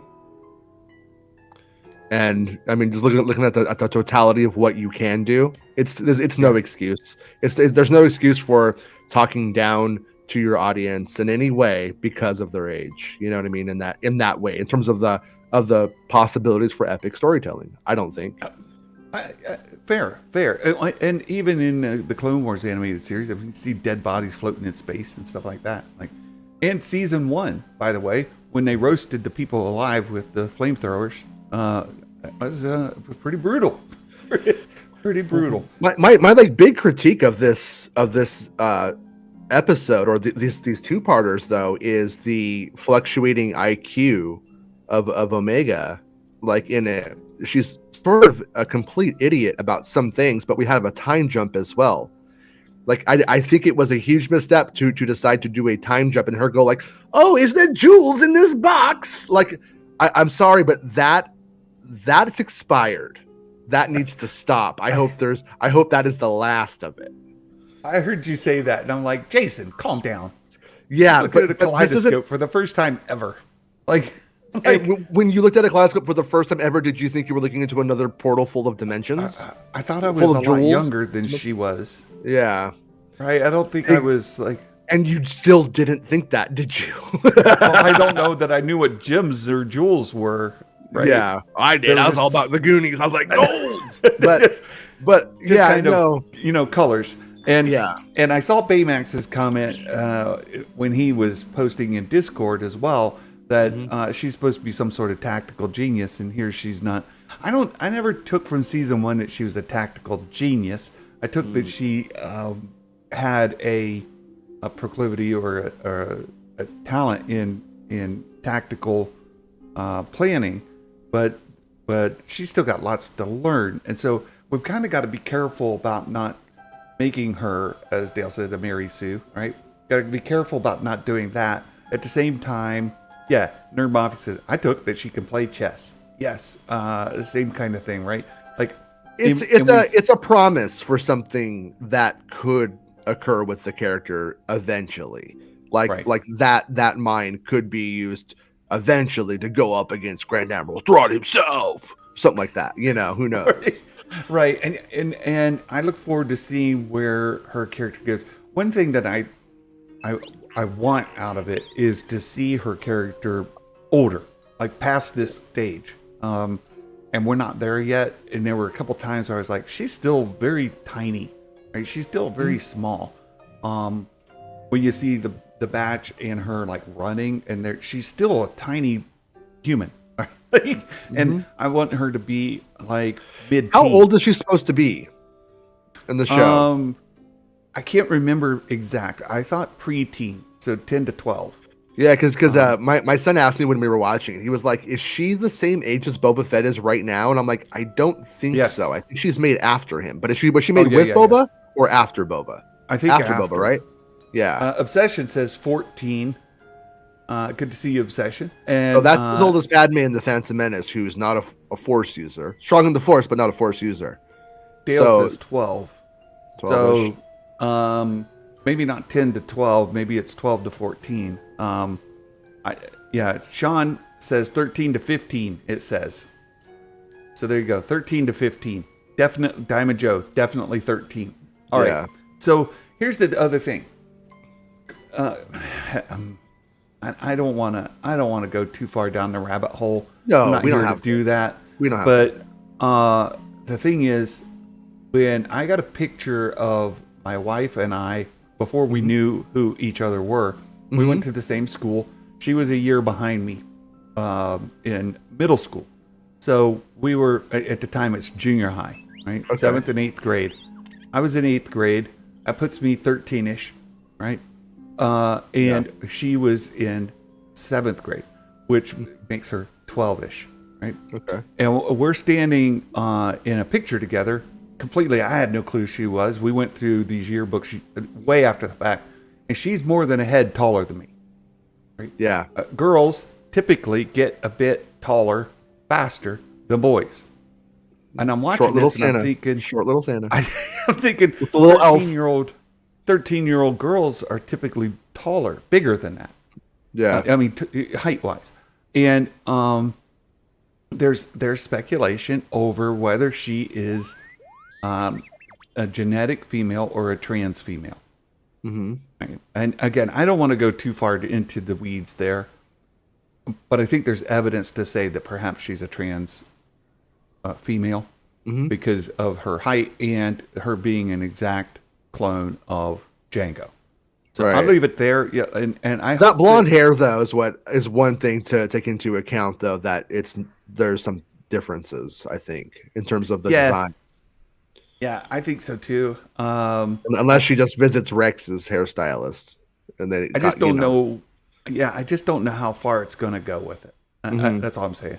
Obsession. One thing about Omega, she is like a girl from a farm town who goes to space. Some things are normal. Some things are like money. Jewels make her curious. Exactly. I think that's true. I just don't think she's dumb as a box of rocks, though. Which is I didn't take that from the episode, but anyhow, I saw your comment. I saw your video on it. Yeah. And I'm like, calm down, Jason. Take a nap. No, but it is you can track, like, that's one of my pet peeves with some of the modern Lucasfilm stuff is that fluctuating IQ of characters, though. Gotcha. It is throughout the stories. It's like they don't want the story to get complicated. You know what I mean? And there was the last thing I say on it is it could have been a beautiful moment without her being a dummy. She could have just said, like, oh my God, like this is so cool. This is beautiful. I can look at this all day. There was ways of writing that scene, I think, that could have given us the same thing without her being like, what is this? It's like she lives in Star Wars. She lives in a place of magical spaceships and stuff. It was weird, I thought, but whatever. Yeah, fair enough. Wanda Sykes. Wanda Sykes. What's Wanda Sykes doing here? I don't like Wanda Sykes as an actress or as a whatever, as a comedian. I just don't like her. I like it when she yells out Larry David on. But I was kind of like I think Wanda Sykes must be an emerging character who they were like, you know what, we could put her back in the first episode to like make it seem like this is all woven, but because it really didn't make any sense though that her character was there. It was sort of she was sort of just like introduced. So hopefully it goes somewhere more interesting. Obsession. I think the issue here is the clones are being darkened to give them a different kind of ethnicity look about them, and people were saying, "Wait, to make them white." Weird. No, it was the opposite. It was that they started to make the dark Maori skin of the clones into white blonde children, essentially, and white people. And you can't tell. You're like, is Crosshair or What Right. is he white? What is he? He doesn't look Yeah. like, and you could like literally take the swath of color from the Clone Wars to that and go, they're whitening this. Yeah. And Yeah, then I've seen the side by sides of like the same character. Or, That's they're why all clones. Right? I don't like So that idea that's Rex on, because that's a white British man in Return of the Jedi, and making that guy amount. Now, if they want to go and drop Tamara Morrison in and CGI him in, I'm 100% for it. Gotcha. By all means, but don't pretend like some white guy from England is a Maori. I mean, come on. So watching this is about Omega, and where this article goes is really this season is about seeing Omega mature, and I want to touch base on that. In the article, it talks about watching her childlike naivete slowly be stripped away underscores the perils of the time. And keep going in here. There's another quote. Says they're episodes that serve the plot, revealing that the chaos of the Imperial control, and revealing that unlikely characters are capable of realizing true evil of the Empire. All it takes a little nudge. So I think that's where we're going to start to see clones, like clone troopers, start to have that veil raised, where they can see the evil of the Empire. But then, Do you think normal stuff? I don't know if Disney, Here's the like we were just having this like conversation about how they know who this audience is for. Would Disney be brave enough to let Omega be trans in a show that they are saying is for young children? I don't know if they would. I'm not saying I'm fine with it, but I don't know if they would. I don't know if that corporation would. At least I'm hoping that they leave it ambiguous. Mm-hmm. Like they've created a character that can be interpreted that way by folks who are looking for that kind of representation. Yeah. But without pushing it on to is other Luke people gay? Who you want him to be. Right. And that's what Mark Hamill said, right? Yeah. Mark Hamill said, hey, if you associate him with being gay, then good on you. Other people are like, no, he's totally not. No, but it's still sister humper. We all know that, but that's right. it. So there's the colorism thing you were talking about. But here's where I wanted to get. The final paragraph of this story says, it's a welcome return. Omega managed to hold things together with her drive to do right by everyone she meets, whether they're a friend or foe or someone somewhere in between. Here's the beat. Redemption, transformation, and metamorphosis play a large part of the latter half of the season, which in its own way redeems the series as a whole. Now, that being said, if you go look at the titles, right? Look, Bad Batch, Season 2 episode names, right? You can see I've Googled it more than once. Every day you are. You're all about those titles. You love those really titles. Bad about remembering, right? So my brain just doesn't remember things very well. Yeah. They're They're like one word titles mostly, aren't they? Yeah. They're not really like, Omega and the Quest for Fortune. They don't have like really good names or something like that. Right. Is this the one that has them? So Omega and the Confusing Kaleidoscope.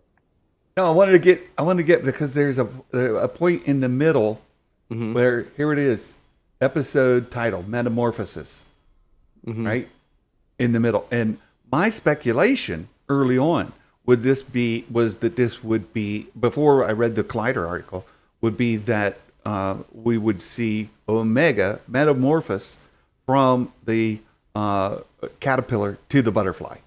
Right, so we've got to set her up still as the caterpillar phase, where she's evolved, learning, growing, right, and then by this episode 11, right, season 2, episode 11, and this article from Collider says takes a large part of the latter half of the season, right, and this idea of transformation and metamorphosis.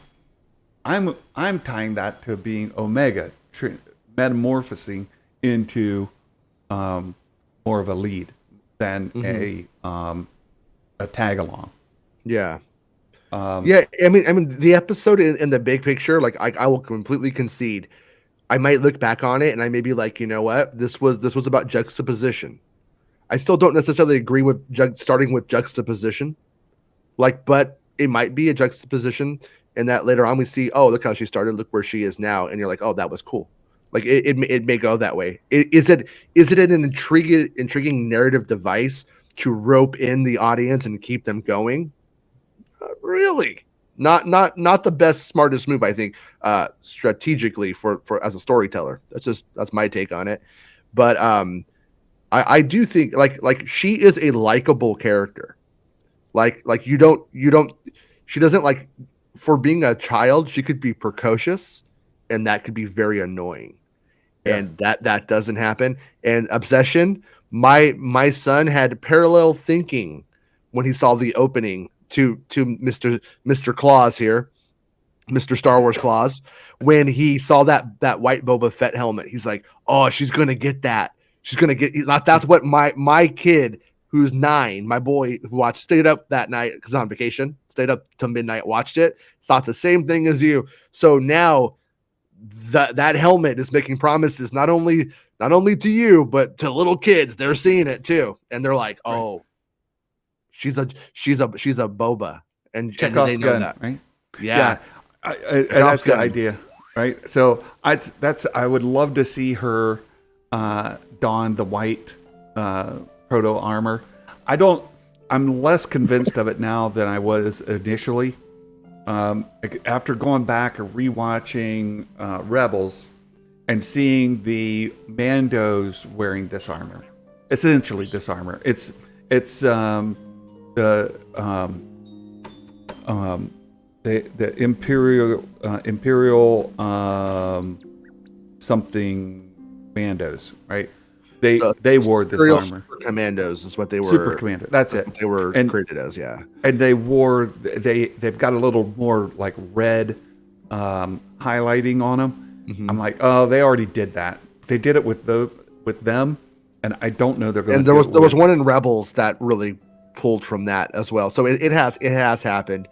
I actually, like, you want to know what my little nerd problem is when I watch that. Is I'm like, isn't that helmet worth like a ton of cash? Like when we have like, is that made out of, are the helmets made out of Beskar? Because if so, Sid's, that's a very expensive bar ornament. Just gonna say, maybe a little too expensive. Clone Trooper helmets, hey, you find that stuff when you're just out looking in the trash in Star Wars. But a Beskar Mando helmet just hanging on your wall is kind of. Well, not all Mando helmets were Beskar. Okay. There we go. Yeah. In fact, one of Boba's helmets was not Beskar. I like her new outfit. I like her like indoor inspired, like that. It feels very much in Star Wars, and I like where it's pulling from and like where it's going. And I think you can see where if you do give her that helmet with where that costume is going, it does start to give that proto Boba. Remember the Boba Fett with the helmet and the poncho as a kid costume that they were going to go towards. Yes. They never really got there. That right there, that costume is, in my opinion, moving exactly in that cut of fabric, the silhouette, so to speak. And so I think I still think it could happen.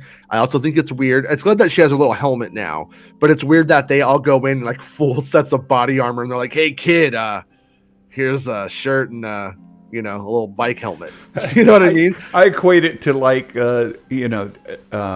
medieval knights going in with the full armor, and then they've got the squire wearing the leather padded, Yeah. You're not the main target jacket. Anyway. You're fine with that. He's running in with the leather jacket on, and they've got the full armor on. It's the same idea, right? Yeah. So, I thought it was a fine start. It is missing the big impetus for the season, and they kind of dropped it there at the end of season 1 with the Mount Tantus and what they're doing. Tantalizing, you'd say. And it's had us kind of speculating a lot. Those of us who are like really into the Bad Batch, not everybody is. I get it, but at the same time, I want to be. I want to be. It like your buddy Rob, he's not so much, right? But no. But hey, it's not for everybody. No, his name isn't Rob. His name is Snob. Oh, he's too mature for that cartoons. Yeah. You know, who watches cartoons? Just little man babies. That's all. Yeah, Rob, yeah, not people Rob who draw comic books. Rob, I mean snob. That's great. Look, I'm looking forward to the season. I'm still fully in on it, and where it's headed. I'm looking forward to seeing what they do with Omega, and where we head with it. Where they bring in Mount Tantus, all of that, all of it. So very excited, and very looking forward to episode 3. Now, episode 3's title, and we'll talk about this more next week, but when we talk about the preview for episode 3, we'll do that on Tuesday. But cool. The title's The Solitary Clone. And based on this article from Collider, I don't know if it's going to involve Crosshair this early in the season or not. They tend to mention that Crosshair, and I think it was D. Bradley Baker in the podcast that I posted in Discord as well, who said he doesn't come in until a later episode. I'm like, oh crap, maybe he's not the solitary clone. Yeah, I don't know, but we'll talk about that next week. Could be Crosshair, just being like, I'm so sad by myself without all my friends and all these new conscripts coming in. We got no brothers. Might be that. I think he's going to be the only clone amongst a group of conscripts. Yeah. Right? Obsession thinks it's going to be Rex. It could be. We'll see. Baymax I think that's a good Hauser. guess. Obsession. Yeah. Yeah, Doogie Howser, clone MD. Maybe. Maybe. And you guys see the Wall of Fame scrolling by in the bottom of the screen here. That I combined episodes 1 and 2. We had more folks make the Wall of Fame than you see listed here.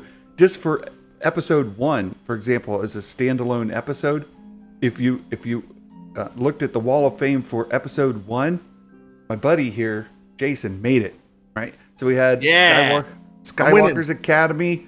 He was on there. Dark Dragon. Sheev the Wise made it. Shevens.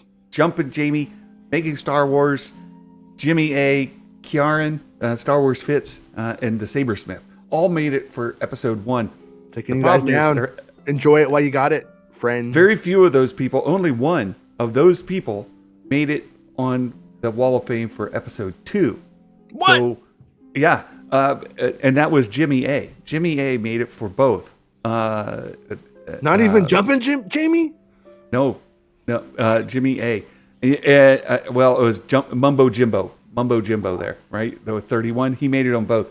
And Baymax just barely missed it for episode 1, but he made it on episode 2 to get him on for the combined total. So for episode 2, we had Baymax, Ren, Ducky Momo, and Jimmy again. So I don't want to win. I just don't want Baymax to win. I'm gonna go Hutz Right? on this. I'm gonna go Hutz on this contest. So, hey, you can play along every week. You don't have to make it onto the Wall of Fame or onto the leaderboard for the entire season to get listed. You can just do it for one episode. So every week we reset the Wall of Fame, and you can make it on there. If you haven't played for episodes 1 and 2, join us for episode 3 or whenever you come along, and it can be a lot of fun. And then after that, Jimmy A is in the Darth Cheeks canvas on my wall. Oh, then I know who that is. I've got this big canvas on my wall. I know who that is. Anywhere. Yes, he's wearing the Girl from Mars T-shirt. Gotcha. Hey, Will Morgan, good to see you. So you guys can make the Wall of Fame. It's a lot of fun. We have a predictions game. Look for the link for that, and you can gloat because you beat Jason Ward because he sucks at making predictions. Yeah, well, "Girl from Mars" is a pretty good song. Nobody in the chat would even know about that stuff though, because you guys don't have any taste. You guys are dumb. Dumb. Girl from Mars is a pretty good song. It's catchy. It's Yeah. catchy. Yeah, it's pretty so good. It's more Jackie Chan, but it's pretty good. hey, anything else for the greater good? We do have a Mike Porter dad joke to cover. Yeah, I missed the Mike Porter dad joke. I forgot about it, so I'm up for it. Let's do it. All right, here we go. It's what was one of the First Order's favorite movies? First Order's favorite movies. Phasma and the Furious. Oh, Bespin missed it. Bespin loves Fast and the Furious. If you go against Cam, he will not like you. So don't do it if you like him. Yeah. There you go. Yeah. There you go. No. Okay. Don't mess with him. I've also checked our Patreon, and nobody has asked a question. We've got the pinned at the very top of the page. Yeah. We've got the Patreon live stream questions. If you would like to get a question highlighted on here, you could post it there. You can join the Patreon for just $1 a month. Pretty cheap. $1 a month. You can get onto Patreon and have access to post a question in here when I will check them every show. Well, most of the shows. Sometimes I forget, like the Mike Porter dad jokes. Sometimes I forget, but Sometimes, you can get your you can get your question addressed or your comment as long as it's semi-appropriate. All right. You know what? No, we're gonna ask him whatever you want. It could be whatever you want. Hey, it was an awesome show today. We got Bespin, Bulletin, and Making Star Wars, the two guys that are killing it in the leaking game, that are absolutely top of their game. He's the McCartney to my Lennon. That's what I always tell him. And look, you guys are giving us the best content we could ever hope for, and to be able to call you guys my friends and to be able to hang out with you is amazing to me. I can't believe it. And we are super long. We're over 2 hours. We're trying to compete with the Nerd Theory on Monday nights, and we even got some super chats today. Yeah. We don't have the $100 super chats coming in that Theory gets, but my goodness, we did get a few very generous super chats. Appreciate it. It's awesome. And again, thank you, Bespin, for joining. Thank you, Jason. And anytime, man. I love doing your show. It's the best. It's great fun. So I'll see you on the next one. When's the next one? It's Tuesday. I'm there. I think I'll be COVID free. So maybe I'll be all messed up. I could go out and party. I can't get COVID. I can do whatever I want, drinking beers. I don't know. I might do that, but I probably won't. I'll probably be there on Tuesday. Probably, knowing you, I'm saying that's not happening. I'll probably play Nintendo. I'll probably go out and get some. I can get tacos and play Nintendo. But mentioning tacos, when's Spreezy going to go out to the cheap taco place and get some bad for you food? You know what? I am absolving him of his taco quest. Rob won't agree, but I don't care. I am saying he's, after what he did last night when he went like I said, like Prometheus in his white Jedi robes and brought back the fire for today's show. I'm gonna say he doesn't have to do it. Spreezy doing the legwork for everybody. Fantastic. Yes, I like tacos too. Obsession. I love tacos. Too much. All right, Jason. We'll catch you on your show. And 1 p.m.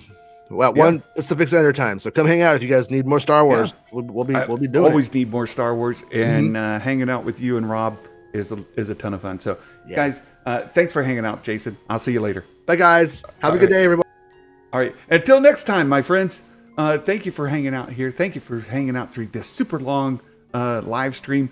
And until next time, may the Force be with you all. And Merry Christmas. Bye-bye.